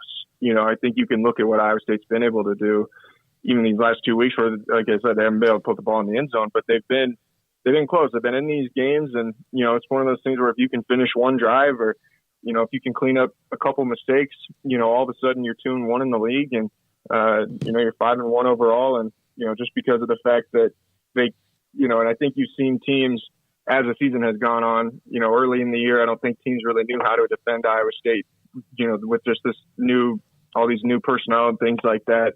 But as the season's gone on, they've been able to adjust to some of those things. They've really started to take away the deep routes, and have really started to push their safeties back and try and force Hunter Deckers to, check down and put a drive together and really make you kind of dink and dunk your way down the field.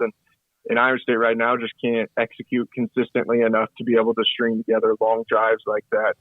I think that's kind of the thing that, for Matt Campbell, he feels good about is, man, it's like if you can clean up a couple of those things, all of a sudden you're right there and you're winning some more ball games. But, obviously it's easier said than done in this league with just as good as, everybody that you're going to play on any given weekend. Are you sure they didn't catch it from Iowa? No. As bad as Iowa State's struggles have been, they have not been near as bad as those guys' struggles. So, no, man, part of me feels bad for the guys who have to go and cover that team because that does not seem like very much fun. No, it does not.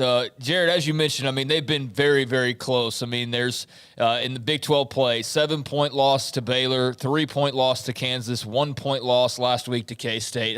You can't get much closer than that. You mentioned Hunter Dekkers. That's obviously one of the big changeovers this season. I know I've seen, just in kind of following along and reading different articles and whatnot, it seems like there's been plenty of praise, also some negative as well as he kind of finds himself. But what's been sort of your summary review of Hunter Dekkers through these first couple months of the season? Yeah, I mean, I think the early part of the season you couldn't have been happier with. You know, I think especially when you think about what he was able to do going into Iowa City and lead that 99-yard drive against, you know, one of the best defenses in the country to be able to win that game. And, you know, I came out of that thinking this guy's a real deal. Like, and Iowa State's got a real player on their hands, you know, and he was just such a cool customer in such a tough situation. And, you know, obviously there'd been the history and that rivalry and everything, and it made you feel pretty good about where Iowa State was trending. But then I think you've seen, again, like as teams have been able to, you know, we see this all the time where quarterbacks will come in and they'll have a couple good games, you know, where teams don't really know how to defend them. They don't know how to make them do the things that they don't want to do. Well, now that Hunter Dekkers is on film, teams know how to make Hunter Dekkers do the things he doesn't want to do. And I think, you know, I think that the greatest mark or the biggest mark of, are you going to be a okay quarterback? Are you going to be a good one? Or are you going to be a great one? Is, you know, once those defenses start to adjust to what you do next? Do you continue to just try and do what you've done the whole time and, you know, and kind of let it snowball on you? Or do you make adjustments and you continue to grow and you continue to figure out ways to attack defenses and to beat defenses and you know, break the tendencies that have forced them into defending you the way that they are? So it's a process, you know, I think for any quarterback that, you know, I think anybody in the league, you look at all these good quarterbacks that are across the league, these defenses know the quarterbacks, they know the personnel, they know all that stuff better than anybody, you know, and they're going to force the quarterbacks to make some tough decisions and have to make some tough plays. And, you know, I think that's the position that Hunter is in right now.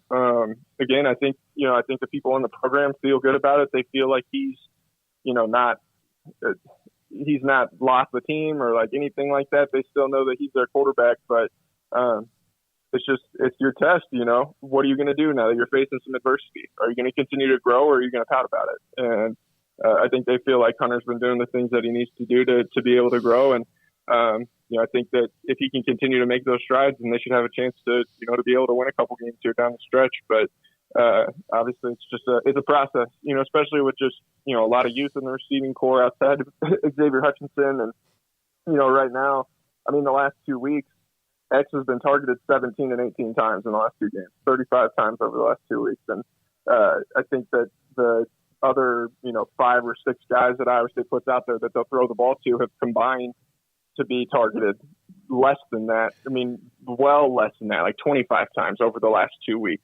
So it's how do you figure out a way to balance that a little bit to where you're not relying on Xavier Hutchinson so much? How do you spread the ball around to some of these other good players that are on this offense? And, you know, because I think at the end of the day, there's no reason for Xavier Hutchinson to be targeted as much as Allen Lazard was when you consider what both of their supporting casts are.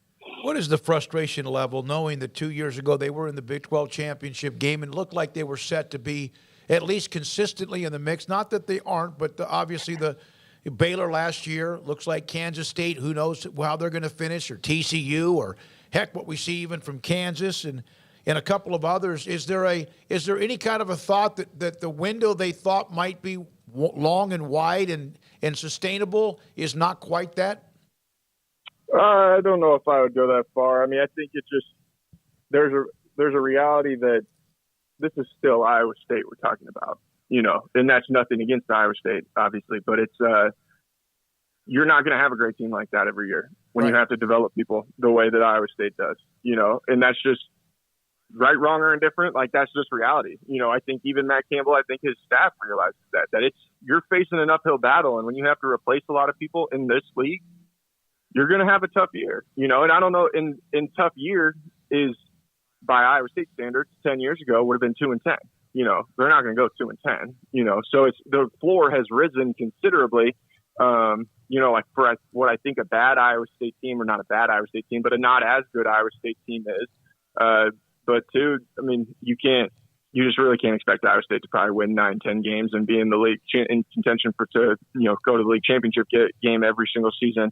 But can you be in contention to go to a bowl game every year? Absolutely. You know, can you be in contention to win 7 or 8 games? Absolutely. But, you know, I think that right now that's kind of what the reality that everybody is, you know, just kind of coming to terms with, that, you know, at the end of the day, when you have a really good team that has a bunch of seniors and a bunch of veterans, like what those last 2 Iowa State teams did, all those guys leave, and then they have to be replaced by somebody. And then those guys have to go through the same growing pains that the guys before them did. And so it's just all part of a, you know, kind of an up and down cycle where when you're a school like Iowa State, where you don't recruit in the, you know, the top 10 level or top 15, top 20 level, you know, you got to be constantly developing people, and they've got to be coming together, and people are going to be on different schedules and things like that. And it's like, can you get a group that all comes together at the same time?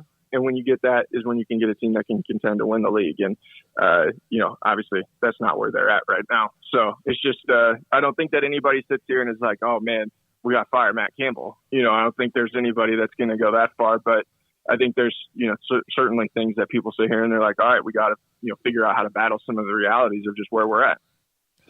Jared, any update on Jarrell Brock? As of Tuesday, you know, it didn't sound like there had been that much that had changed from Saturday night. I think anybody who watched that game Saturday night could see that he was not 100%. Yeah.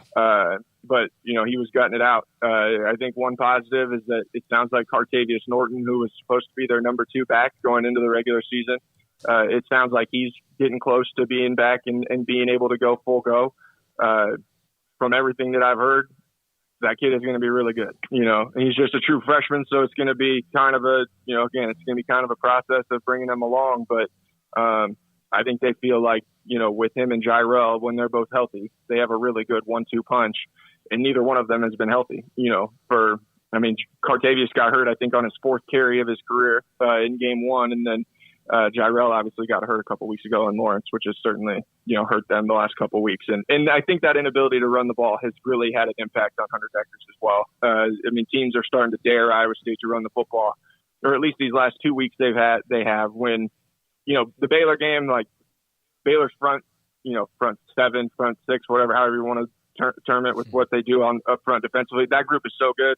Like, that's what I walked away from thinking. I don't think Iowa State was going to run the football against them regardless, you know. So, but they should have been able to run the ball against Kansas, and they should have been able to run the ball against Kansas State, and they couldn't because they didn't have a running back who was healthy enough to be able to go out there and execute. So, yeah, I think they feel good about where, you know, Jarrell is trending. I don't think he probably will be 100% if he plays again on, you know, coming Saturday, but, you know, if they can get Cartavius back and get him into the mix, then I think you have to hope that can maybe, you know, help boost that running game just a little bit, which in turn hopefully will boost Hunter Dekkers as well.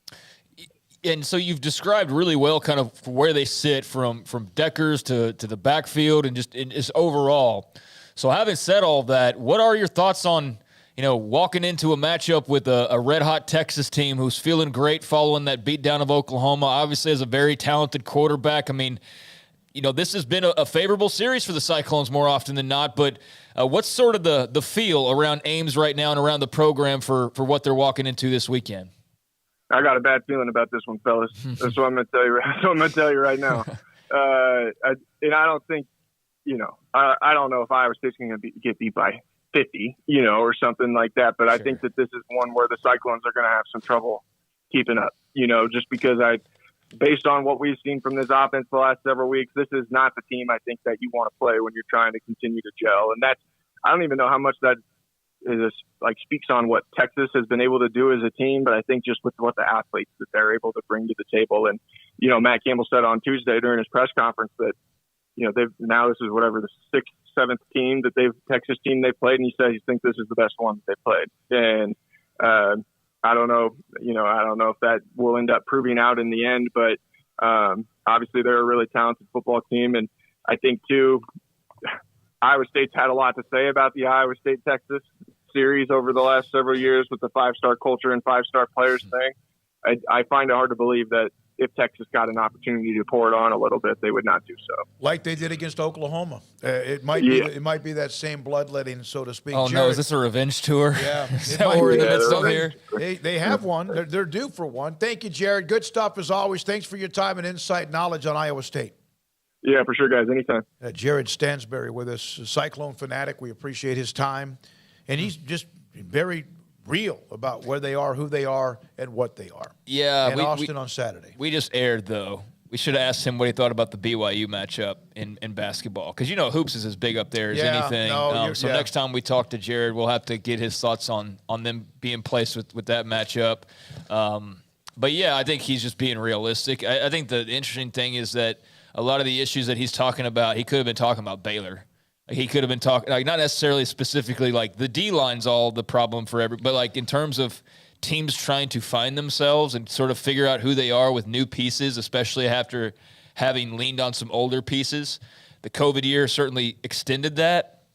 And I think they're in the midst of some massive turnover, and Baylor's a team that's in the midst of some turnover, and I think that they're similar in that regard in terms of just being teams that are still not quite exactly sure, maybe not quite sure who they are, but more just haven't reached a point where they're comfortable with who they are just yet, I guess is probably the better way to put it. So, yeah, it's a work in progress, and I think, unfortunately for them, and he left no bones about it, that this is not the greatest matchup for them at the moment. No. So go out there and give it a fight in Austin and see what happens. Maybe it gets crazy, but yeah, this is not the best game to walk into if you're a struggling offense, especially. This is not to try to pile on with them, but Iowa State.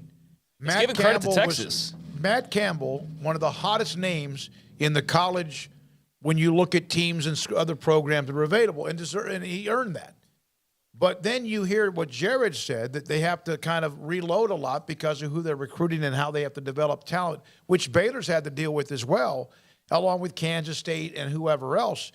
Isn't this what allows, or at least that might be the window, that when you're at one place, is this as high as we can go? If I'm Matt Campbell, I'm constantly asking myself that, because if this is high as you can go, what's keeping you there? If it's simply the locale, right? If it's the locale, then you have to leave. If it's something else that you're not doing, then you can change that. Look, okay, I want to go on record. I don't want him to leave. I want Iowa State to be able to find some sustainability. I'm not trying, because we've seen what other programs, including Baylor's, had to deal with over the years. So I'm not trying to put fire on this or put gasoline. I'm just asking that question. No, but I do think that the locale question can be, because that's the one thing. It's the same thing for Texas Tech that they have to deal with, right? So every school pretty much has everything the same if they put the same money into it. Like, you kind of know what things cost. But then you get into, why aren't people coming here knowing that they could – especially get this same NIL deal more or less, this and that and all that. Why are they not coming here? If it's the place, then that's something you can't ever change. Like, you can't just pick up and move Iowa State to, Miami and be like, oh, look, it's better now. There's a beach. You can't do that. So those are the things you have to contend with. But if everything you're doing is on par with the competitors around the league, that you have the same kind of facilities, the same kind of commitment to NIL, all these different things from the alumni, then those are things that you shouldn't be there, questioning your recruiting. You might just start questioning the actual who you're going after. But I don't know. Because you can't change where you are. No, you can't. But Mike Leach is a coach, I'll tell you, who is now proven in maybe 3 places that are not destinations in their conference. Lubbock, Pullman, and now Starkville. Yeah. Starkville might be the and I'm not trying to knock Starkville, but as far as the smallest, most college-y, nothing else there town, that might be that town in the SEC the most. It's still the SEC though. Yeah, it is. And Mississippi's very rich with talent. So that's a difference. Is Mississippi's got plenty of talent to go for both their state schools and also spread out to Bama and Auburn and other places as well. I just hate that. And I don't mean this disrespectfully towards you in any way. I just hate that you even brought it up, because we went a whole conversation without talking about Matt Campbell and looking around and doing all of that. And it's actually been kind of nice to not have that be the number one question every time Iowa State gets brought up is, hey, how long is Matt Campbell going to be there? When's he leaving? And this is the reverse of that. Right. That's what I'm saying. Yeah. It was kind of nice. Hey, it's actually just about the football team and the fact that they're not playing up to maybe outside or inside expectations. And, that's really all it is. It's not, hey, they're doing well, but Where do you think he's going to coach next? That's all kind of gone to the wayside, and I think that's because you've had other names emerge, like a Lance Leipold, who's now become the darling of the coaching carousel. I think that's certainly made a massive difference. But for Iowa State, it's just, I think Jared laid it out pretty plainly. Like, you don't just reload there. It's hard to do that. I think it's probably even harder in the portal era because maybe some of those local guys that you could get that aren't just growing on trees, now NIL comes into play a little bit more. And it's even harder to keep guys around or to go head-to-head. But, there's just challenges built in. There's challenges built into the majority of the schools.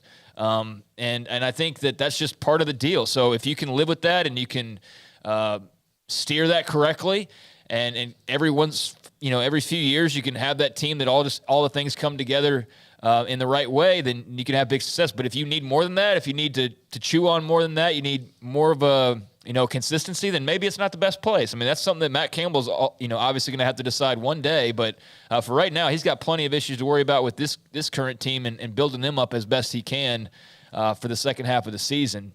But yeah, we'll see. I'm sure his name will be back in those circles before you know it, especially as we get closer to the end here. Garrett, did you happen to get the picture of the North Carolina helmet? Did you not do that? Okay, I didn't send it to you. I didn't know if you yourself found it. We like to put up uniforms, helmets, and stuff like that are unveiled. And, I see a UCF. Yeah, and Garrett, I'm about to send you one with Brigham Young and the helmet they're going to wear against Arkansas. So I'm putting that in you should have that within seconds. In seconds, I like to put these. I've been trying to say this since Monday.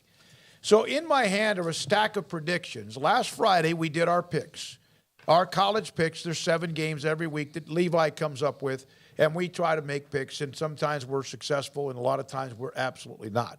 So what I did last week was I asked you to email me before the end of the show. By the time we ended the show, and email me. I guess this was Thursday. It might have been Thursday. To email me your 7 picks of the games we had that we had to pick as well. And if anybody went 7-0, I would send the first person, based on the time of arrival of the email, a 365 Sports. Nobody did it. Phil Venzer in Vegas sent me an email and would have been 7-0, but he sent it to the wrong email address. He even showed me a copy of when he sent it.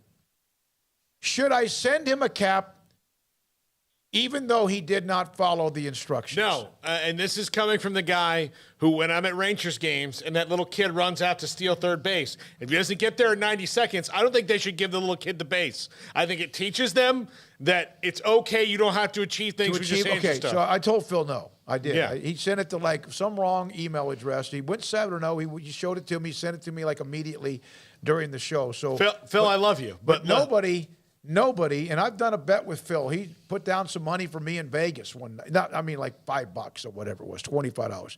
But nobody got it. We appreciate it. All of you from all around the country that sent in those predictions. It's not easy to do at all, but we love doing it. And man, I'll tell you what, it's a couple of weeks ago, we were terrible.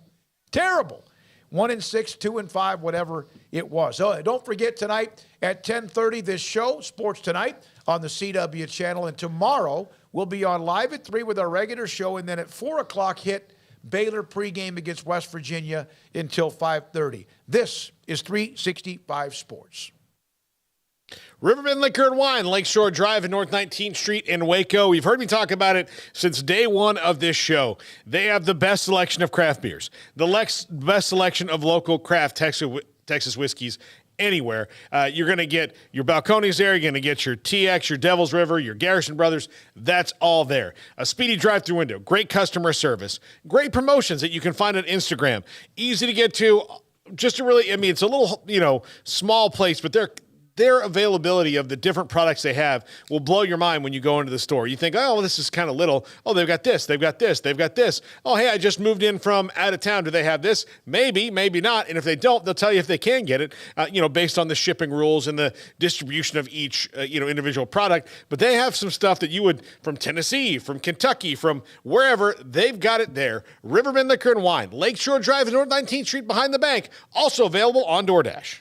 The wait is over. Richard Carr GMC has the trucks. 2022 GMC Sierras have hit the lot and they're waiting for you. Sierra trucks offer best-in-class towing, strong steel beds, multi-pro tailgates, and advanced features that make driving a Sierra second to none. Trucks are waiting for you to test drive now. So call now, log in now, or get here now and drive your next truck today at Richard Carr. Richard Carr, they have the truck for you. How did Edward Jones become one of the biggest financial service companies in the world? By not acting that way. Financial strategies, one-on-one advice, it's a big difference. And that's why Brad Wilson, your Edward Jones financial advisor, makes sense of investing. Experience the difference for yourself. Brad Wilson, 250 Sharon Drive in Woodway, 254-776-4337. Edward Jones, member SIPC. Parenting is full of surprises. You never know what to expect. So after our son was born, I called my Texas Farm Bureau insurance agent to set up a life insurance policy in case something happened to me. Sawyer is now 2. And we'll soon have a sister. There's no one else I would trust with protecting my family. Stop by and see our agents at one of our 3 McLennan County locations. Coverage and discounts are subject to qualifications and policy terms and may vary by situation. Pizza, burgers, and Bears football. There's no place around Waco that serves them all other than Bubba's 33. Come show your green and gold and enjoy some of Waco's best food and beverages while watching your favorite team, the Bears. When real Bears fans get hungry, Bubba's 33 is the #1 spot for ice-cold drinks, hand-stretched, stone-baked pizzas, and bacon-infused burgers. Join us for indoor or patio dining. Bubba's 33, Waco's restaurant and proud supporter of Baylor Bears football. Sick 'em, Bears. Stepping into the boots of a U.S. Army officer can add confidence and leadership skills to your son or daughter's career path. See all the things they can achieve in our boots at GoArmy.com. U.S. Army Waco Recruiting Company, 254-598-8131 or 254-776-1543. I hate my job, but I don't mind getting up in the morning. I dread each day, but I can't wait to get out of bed. You ask me why, and what I'll say to you is true. Well, you can get breakfast tacos at Rudy's Barbecue. Scrambled eggs and brisket, they ain't fooling around. Salsa drap, son, they're the best in town. Barbecue for breakfast, yes, it's true. Put a smile on your morning at Rudy's Barbecue. Next in line. At Ideal MRI, we feel blessed to be part of the Waco community. We're a small family business here in Central Texas. At times like this, the cost of healthcare has never been more important. And unfortunately, significant illnesses and injuries still occur. And that's why Ideal MRI is open and here to serve you through this difficult time. So if you need an MRI, ask your doctor about Ideal MRI. You can schedule online in minutes at idealmri.com or call 833-IDEAL-MRI. Looking for a great job with great pay and awesome benefits? Genco FCU is hiring. As a longtime Waco employer, Genco focuses on what matters most in our employees' lives, like pay incentives, bonuses, benefits, 401k plans, paid time off, advancement opportunities, medical, prescription, dental, and vision insurance, as well as short and long-term disability. Come join our incredible team today and make Genco your career that will work for you. Apply at gencofcu.org or at any branch location.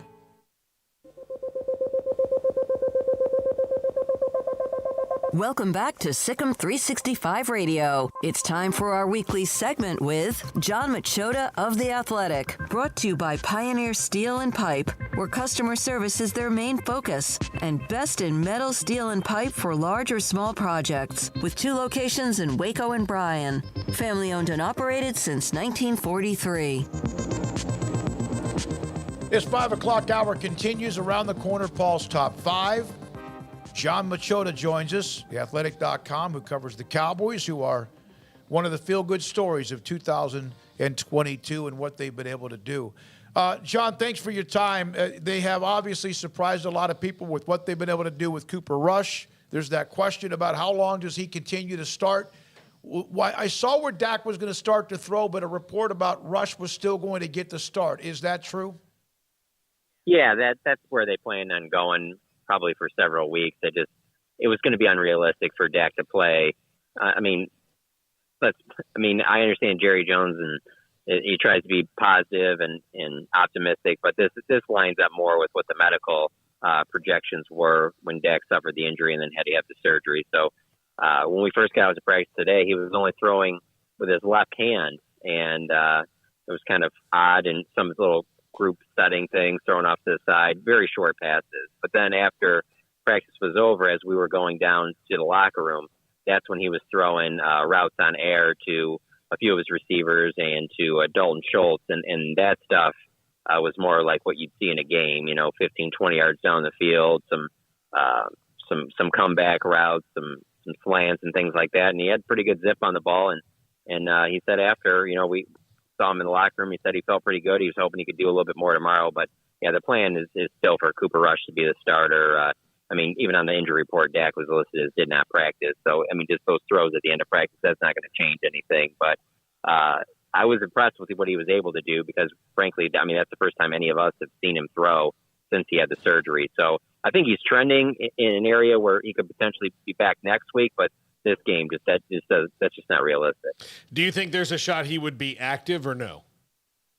I don't. The only reason I say that is because I don't see them having three quarterbacks active, and what if Cooper Rush was to get injured on the first series or in the first quarter, then you're going to go to Dak for the next three quarters. But I don't know. It just doesn't make a ton of sense unless you were going to have three quarterbacks active. But then if you're going to do that, then why would you even have Dak active? I feel like you'd have a more valuable spot somewhere else than a quarterback that you're not even allowing to play. So I don't see that happening. So, John, what were kind of your general impressions of the win over Los Angeles? It was still a pretty tight game at halftime, but it never really felt like the Cowboys weren't in control of this one. Really surprising, and also just speaks to the parity of the NFL. And I don't need my editors to hear this, but it really makes me just think of how we all do those projections on their final record when the schedule first comes out, because the idea that if anybody would have told you when that schedule came out back in April that the Cowboys are going to face the defending Super Bowl champs in their building, weren't going to have Dak Prescott, and Cooper Rush is only going to throw for 102 yards. Even if you said the game was close, you'd look ridiculous, much less say that the Cowboys got a pretty convincing victory. It makes no sense, but it really just speaks to how much better this defense is than I think anybody expected outside of maybe players on the team and maybe Dan Quinn. But, we saw it transitioning. They get rid of Amari Cooper.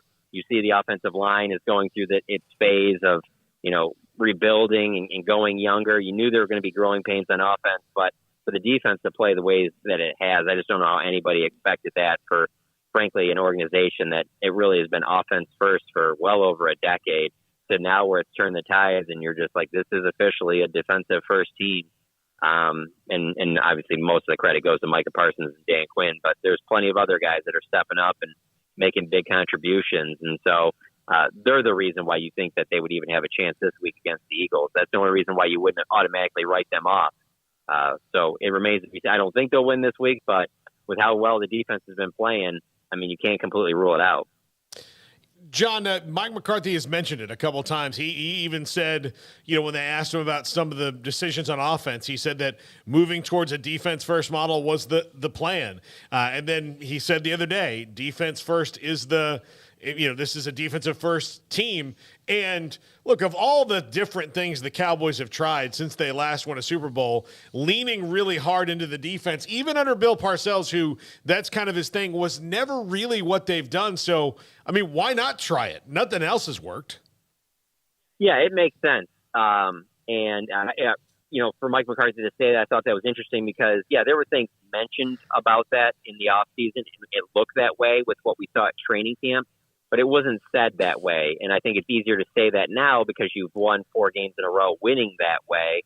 But it's not like Cooper Rush is their starter and there's no Dak Prescott on this team. There's still significant investments on that offense for you to think that, with a team with, yes, they lose Amari Cooper, but you still have Zach Martin. And again, you're going into the season. So you have Tyron Smith, Ezekiel Elliott, Tony Pollard, CeeDee Lamb, Dalton Schultz is your franchise tag player. Dak is a $40 million guy. It's not like there aren't investments on that offense. This isn't the Rex Grossman Bears, so it's even more of a defensive first team now because of the fact that 1, they're stepping up, and 2, they have to be because there just isn't enough firepower on offense for them to be the typical offenses we've seen from the Cowboys for for well over a decade. So, and that's the thing. You sit there and you look at this defense, and naturally you wonder yourself, okay, when's the last time the Cowboys have had a defense this good that can win games the way that this team can win now? And I don't know when it is. I really don't, because I don't even know if it is that Jay Ratliff, DeMarcus Ware teams in the 2007 to 9-ish area. And then if you go before that, then you're going back to the Super Bowl years. And I mean, yeah, the defense was really good then, but also they were winning Super Bowls because of Troy and Michael and Emmett. So it's impressive. And I'm stunned because I just haven't seen them. This is new territory for me. I haven't seen the Cowboys have a defense like this since I've covered the team. Micah Parsons is just phenomenal. There's no question what he's done in his first year and a half in the league. And the part that impresses me, one, his motor is always there. He's disruptive. He's unbelievable. But he also has played through some pain. I see him playing through this, whatever it is with him. Is there any concern, and you're going to have to shoot him to take him off the field, but is there any concern that some of this is starting to add up where he might miss some time? Not in terms of him missing some time. I don't think it's quite there yet. I think that it's getting to the point where you can see it limiting him. Now, limiting him has still allowed him to have the second half that he did. I mean, he was limited in that second half against the Rams, and you could argue that he played better in the second half than he did in the first. So there is that part of it where I can see it limiting him this week against the Eagles. He's certainly going to play, but maybe he's only used in certain packages that, you would expected more from him. Now, when I say that, I mean second and third downs, and maybe he's not out there in first downs all the time. Maybe they don't want him out there in situations where he's going to be doing anything but rushing the passer. That's a possibility. But you're right. He's going to play through a lot, and he's shown that so far. And I mean, on the practice report today, it said did not practice, but that's not going to keep him. I mean, he told us that there's no question that he's going to play Sunday. And as long as he's out there, even if he is, let's say 70%, okay, that's still, and maybe from him being the best defensive player in football, maybe that knocks him down to the 7th or 8th best, but he's such a game changer, and just what he commands in terms of what an opposing offense has to worry about and how much that opens it up for other players on the field. As long as he can be out there, you got to put him out there because he's such a difference maker. I've seen him very public on what he said on Twitter about roughing the passer. We saw the Tom Brady call. Of course, a lot of reactions from what happened with Tua. And then what happened with the call on Derek Carr on Kansas City's Jones on Derek Carr. He's not afraid to voice that opinion, is he? Because that's one of the guys that might get hit with that one of these days. For sure, and I think it's good for someone like him to say it because he's just clearly on that level now where even if you want to say, okay, so Aaron Donald, you can say is the best defensive player, or Myles Garrett, or T.J. Watt when he's healthy, or Nick Bosa, or Joey Bosa. He's in the conversation, and that's who needs to be saying something. It's somebody that's in that conversation of these are the best defensive players in football, and they don't like the way this is going because it's obviously affecting them as well. And so, he talked about it more today on how, it's not going to change the way that he plays because he can't, because if he takes a step back, that's the difference there. He can't be doing that. And so it's certainly a possibility that he gets hit with one of these calls. And, both he and Mike McCarthy said today, and I think a lot of people in the NFL feel this way, that they'd like to see it be a reviewable call. It's like one of those things where in college football, they have the targeting, and yes, the 15 yards still stands, but at least you can review it from getting the player thrown out of the game. Well, maybe in the NFL, you review passes, roughing the passer. And it's one of those things where, hey, you take a look at it, and if it isn't as bad as you thought it was, then it negates the penalty, and then you play on. I think that's where it needs to go, because you do still want to protect these quarterbacks. You do want to protect these players, but you also can't make the game to the point where it's just two-hand touch. Well, even like Aaron Rodgers and some quarterbacks have come out and said, like, yeah, I don't think that all these are penalties. So if you've got, like you said, people come out saying – even quarterbacks, they don't mind getting hit a little bit.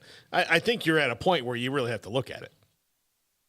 Yeah, I think that's where it's getting. I mean, now you run that risk, though, is, okay, so then if you start reviewing that, what's the next call that needs to be reviewed? And then is it getting to the point where you're reviewing every call, and maybe we get to that point. Of course, you're going to have more officials in booths and things like that looking over these things because you're going to want it to go, the process, it has to be quicker than it is right now. But I can't rule that out because that's where we're beginning to, because people on the competition committee, like a Stephen Jones, who obviously runs a team that has Micah Parsons on it, they're not going to want rules out there that are going to be taking away the effectiveness of this game-changing, most important player on their team. And so I think right now what we're seeing is that they're being overly penalized because of the Tua situation, because they want to protect these quarterbacks and things. But at the same time, you also got to let these defenders do their job. There's definitely malicious hits that need to be taken out of the game. I think the NFL's done a good job of doing that. But at the same time, you still have to allow them to play football and affect the passer, or we're just going to be looking at 52 to 51 games the entire time. And while some people might enjoy that, I don't think that that's good for the game ultimately. So, John, Sunday nights, 5-0 Eagles in Philadelphia, 4-1 Cowboys. Your thoughts? How do the Cowboys and Eagles match up coming up this weekend? I mean, Eagles offense versus Cowboys defense is worth the price of admission alone. I mean, that's best on best right there. That would be fantastic. It's the thing I just keep looking at is, can Cooper Rush put up enough points or even enough yards? Because I just don't think you're going to be able to keep this Eagles offense to only one touchdown. I think this is where the streak ends for the Cowboys. I think the Eagles score at least 2 touchdowns. And so that means that you're probably going to need Cooper Rush to lead this offense to over 20 points. And can he do that? Sure. But he's going to have to play really well for that to happen, because I don't think you're just going to be able to run Zeke and Pollard and win this game 24-21 or something like that. You're going to need CeeDee Lamb and Michael Gallup, Dalton Schultz. This passing game is going to have to be better than it has been recently. If that happens, the Cowboys can win. If not, then I think it's completely in the Eagles' favor, because of 102 yards passing, that's just not going to get it done. This Eagles team might be the best team in the NFL right now, and so you're going to need more there. And if you can get that, or you can get a big play or two on special teams, maybe Kevontae Turpin with a big return, something like that is going to have to happen. Because if you just play this game straight up, I just think the Eagles right now, especially with Dak being out, I just think they're the better team. How much do you think the Eagles team's, the Cowboys team speed on defense can negate what Philadelphia does with Hurts? I think it can. I think what they're going to try and do is just take away his running ability. You know, that's going to be the big thing. If you allow him to run all over the field, there's definitely no way they're going to be able to beat the Eagles. You're going to want to force him to throw. Now, he's improved in that area too, and he's got some great weapons there. I mean, obviously, having A.J. Brown is huge, and it's been great for them. But I feel like that's your best chance to win, is to force him to throw, to get him in positions where maybe he makes a mistake and Trayvon Diggs capitalizes, or somebody on the back end, or he just gets hit with a pass rush. I think that's your best chance, because if you try and take away the pass and you allow him to run, and Miles Sanders and that, they're going to eat you up on the ground, and that's got to be a concern, just because this defense is probably best against a typical pocket passer, and so they're going to be challenged here. I think what you have to do is you have to run some type of a spy on Jalen Hurts. Maybe that's Jaron Kearse, maybe that's Donovan Wilson, but you got to have somebody accounting for him all the time, because just what he can do with his legs is such a game-changing aspect. Thank you very much. As always, John Machota, theathletic.com, NFL and Cowboys with us Wednesday in the late afternoon part of the 5:30 hour. When we come back, Paul Catalina's Top 5. Garrett, do you have the Brigham Young helmet? Real quickly, want to get to that. So this is from Brett McMurphy, does a lot of stuff like this, the uniforms, the helmets, and many things, coaches changes. BYU with the sweet Cougar helmets for Saturday's game, which is a game that's getting overlooked a little bit because both teams have not been able to sustain what could have been really elite success. But those are the helmets that Brigham Young will unveil in their game against Arkansas. Yeah, we didn't talk much about BYU Notre Dame. Notre Dame kind of controlled that pretty well, but I mean that was a tough game. Like BYU was very much in that one, and Notre Dame just was able to kind of hold that lead there at the end and separate. But I thought BYU, there were definitely points in that game where you thought, like, they're going to win this bad boy. Yeah. Like, they're going to get a big win in Vegas over the Irish, and, just unfortunately not able to string enough together. I think Jaron Hall's clearly banged up, and that's having some effect. But, yeah, those are sweet. I mean, we got to give UCF some love tomorrow. They've got all out with space and the uniforms and all of that. So, I mentioned them. I got the North Carolina ones as well if you want. Okay, yeah, let's I guess to go and throw The those North up there. Carolina helmet to me is strange. I don't know what it. The BYU and I like the mountain look that we just saw, and it's almost like the graffiti, not graffiti, but kind of like hand painted almost looking. That's really sweet. I don't love this one though. I liked all our uniform choices so far. This one I'm not high on. Is it because of the color or is it because of the foot? I think it's the foot logo. It's almost too much, right? Yeah. It almost looks like it's an ear. It's the Tar Heel, obviously. I mean, like I don't. The foot is not I get there are people who are way into them, but the foot is not necessarily an attractive part of the body. Way into them. Yeah, but so I don't know. I think, like, you know me, I believe that flip-flops are a curse on this country and that you should have to pass some sort of aesthetic test to wear them out. Why? Because too many people with terrible-looking feet wear flip-flops. Oh, okay. And then I've never stared at people's feet. No, I mean, I never stare at their feet either, but if I'm sitting on a plane and the guy next to me could be on that little toe fungus commercial and is, rocking his Puts flops. his feet up on the back of the seat. Have you ever been tempted to want to go in there and clean out the toenail? No, I've been tempted to punch him in the nose. Like, put some shoes on, brother. Let's not subject us all to this disgustingness. Okay. Go get a pedicure. All right. It's not that expensive. We will. Anyways, I don't like the Tar Heel logo. I've never been a big fan of that one. That's way gigantic as well. So no, not my favorites that we've seen. I'd also take the UCF uniforms over those two. All right. Well, we'll discuss UCF along with, of course, Baylor, West Virginia tomorrow, and so much more. And we're not done. Paul's top 5 is next. I was at Waco Regional Tennis and Fitness this morning for my lesson with Joe Rosas, and it was great. I had a great time. I had to skip last week because of some home improvement issues that are ongoing, and I really did miss it. It was great, but I came back, and he helped me get right back into the rhythm. It's an excellent lesson. I had an excellent time. I have so much fun doing it, and I finished really strong. I felt really confident that I could, maybe play someone and win a point or two today. That's how good I felt leaving the lesson. The other thing, they have great stuff that goes on there at Waco Regional Tennis and Fitness when it comes to tennis. Second and fourth Mondays of every month is open play. Just come and take part in the open play. You can also play with the pro. You can play with Joe. You can get 3 of you if you want to play doubles, and you need some tips. $33 a person, so $99 total for an hour and a half of playing doubles with Joe, and he can give you tips and strategy things as you're going into doubles tournaments and matches. That's a great thing.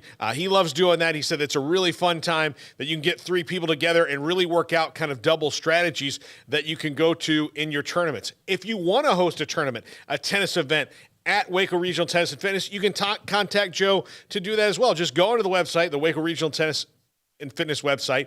You can contact him there, and he can book that event. No matter where you're from in the state of Texas or anywhere, he can book it. He can run it for you. They can set up where you can run it. Whatever it is, a USTA event, anything you want to do, they can book it there. If it has to do with tennis at Waco Regional Tennis. And Joe Rosas, just check him out online or just take a lesson like I did. It's a blast. You'll love it. Waco Regional Tennis and Fitness.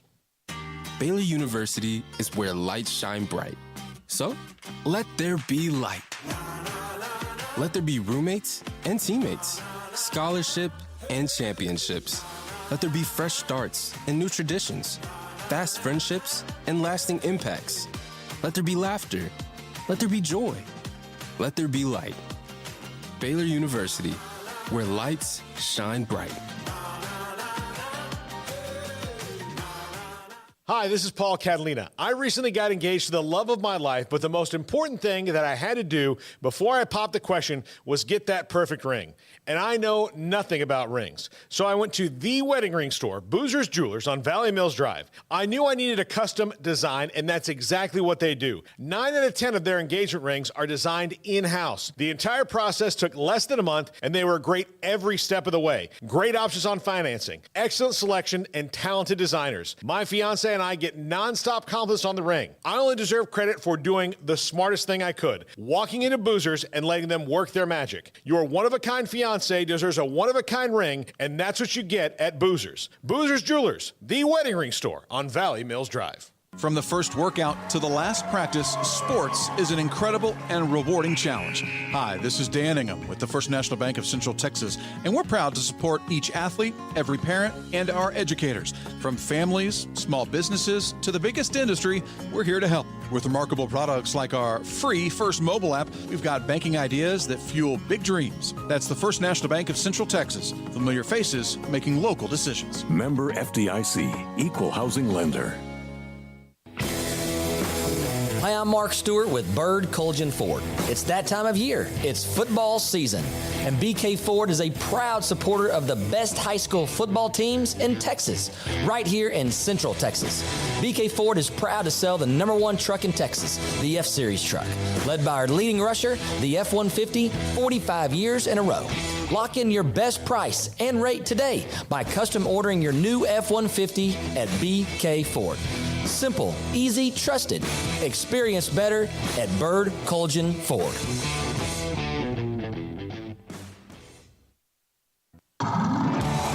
It's football and tailgate season. If you want product for the grill or smoker, charcoal, seasonings, marinades, sauces, Waco Custom Marketplace is your home to help prep, cook, and enjoy your food. Tailgate must like brisket, tri-tip, fresh-made burgers, sausage, chicken wings, and if you want steaks, call in your order and pick them up. Bacon wrap fillets or any kind of ribeyes. USDA Select, Choice, and Prime that melt in your mouth. House-made sausage and jerky. Also, Waco Custom Marketplace, a one-stop shop for tailgating, barbecue cook-offs, and family get-togethers, fundraisers with fair prices to you, the customer. A bakery with fresh baked bread and kolaches. There's cold beer, wine, and soft drinks. Serving Waco restaurants and families since 1940. A cut above the rest. Waco Custom Marketplace, open Monday through Saturday at 425 Lake Air Drive in Waco.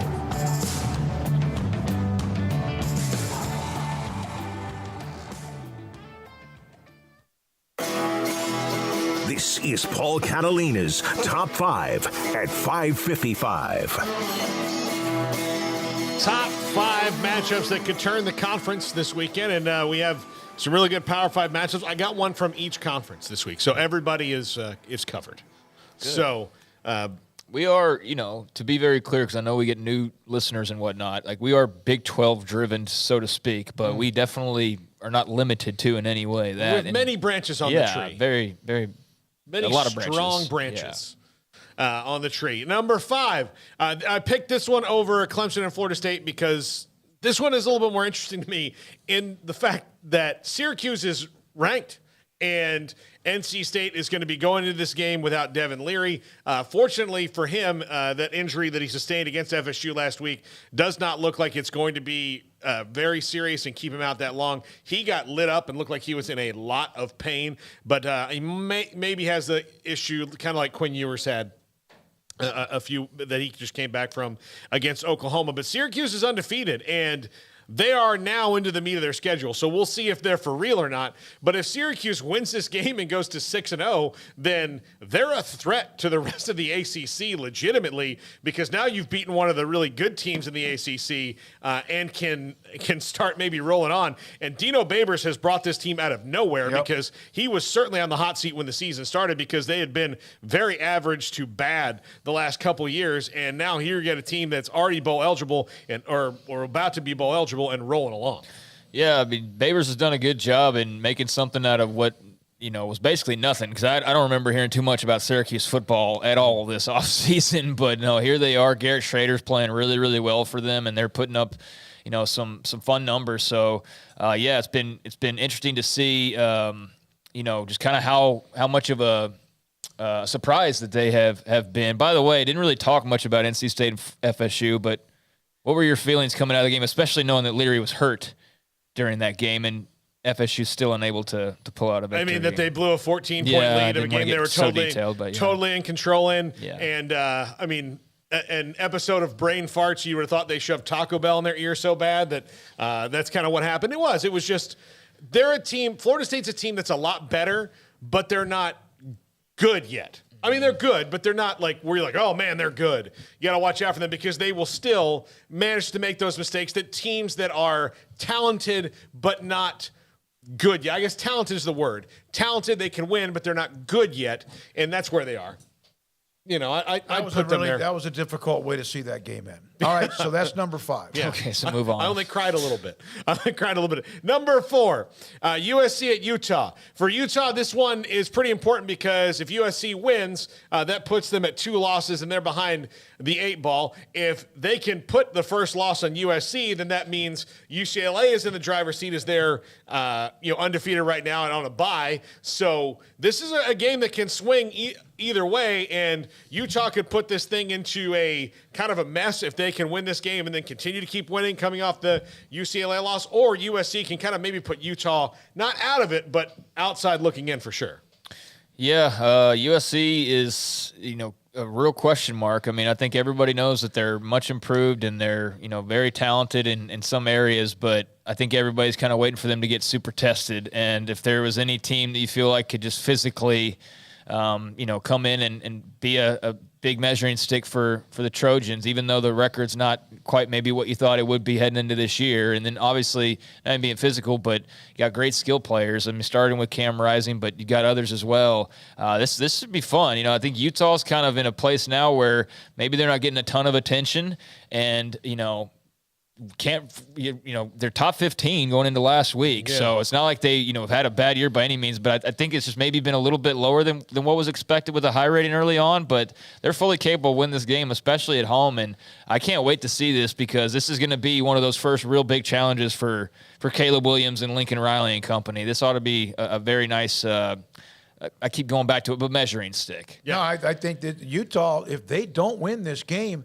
there's another team that got a lot of high expectations in the top 10, right? Yeah. A&M, Utah, Baylor was right outside. They were, 15, 16? Yeah. This is, to me, either they're going to just, get into a bowl game, whichever one you want to name it, or they have a chance to still win that Big 12 title or play for it.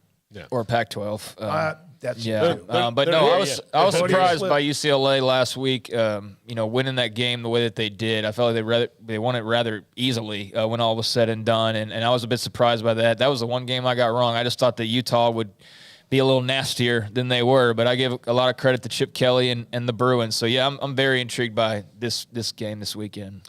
So do I, but apparently not enough for the UCLA world. Number 3, Penn State at Michigan.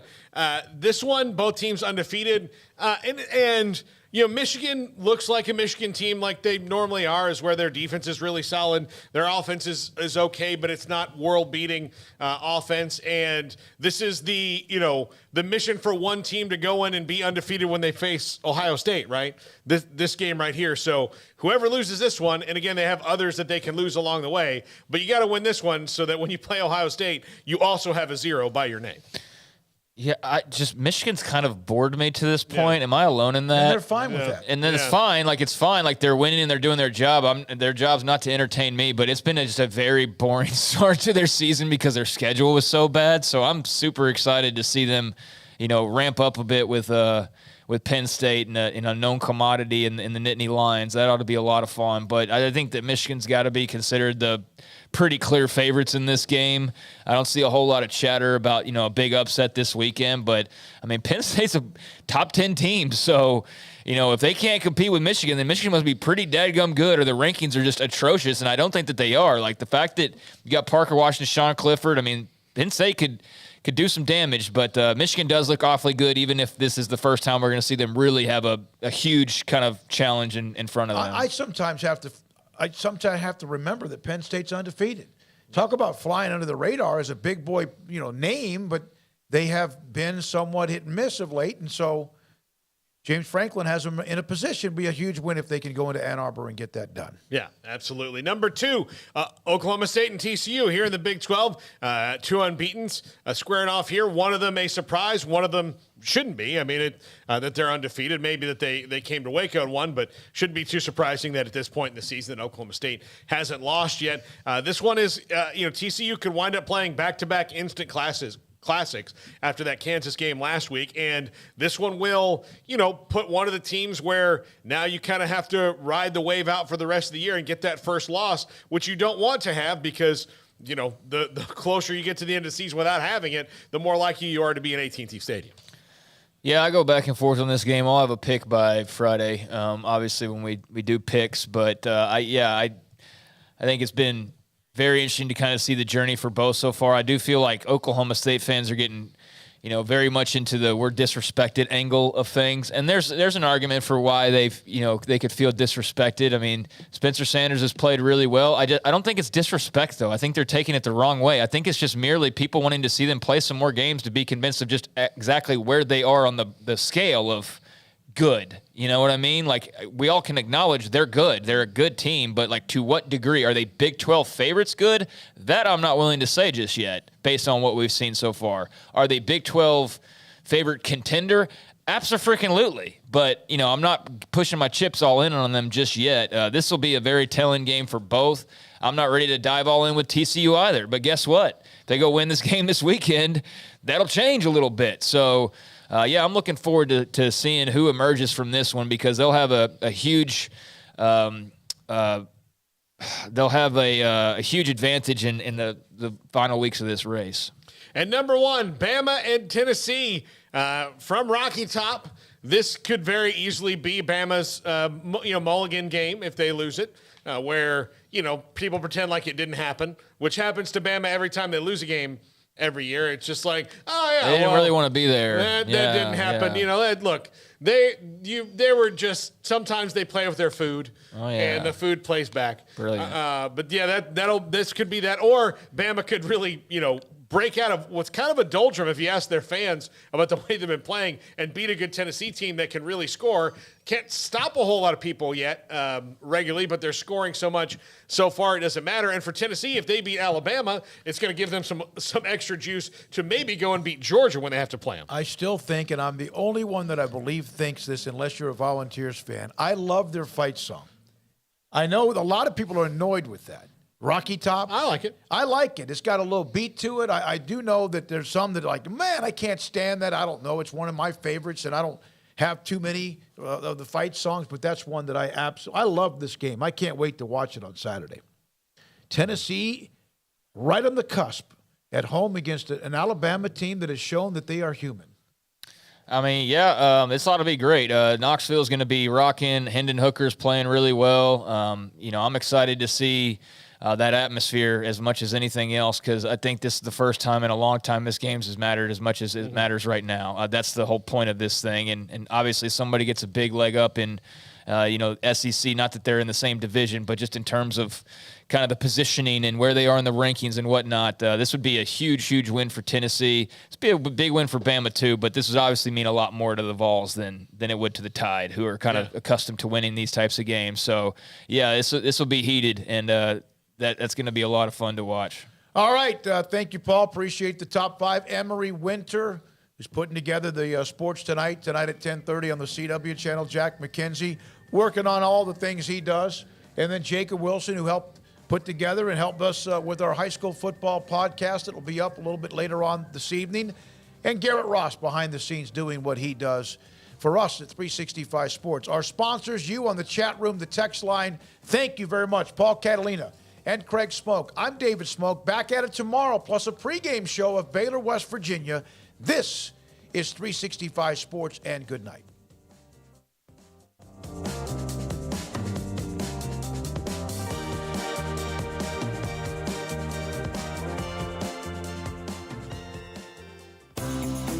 Ideal MRI is a small family business right here in Central Texas. We're open to support you while lowering the cost of healthcare bills. When you need an MRI, ask your doctor for an Ideal MRI. Visit us at idealmri.com or call us at 833-IDEAL-MRI.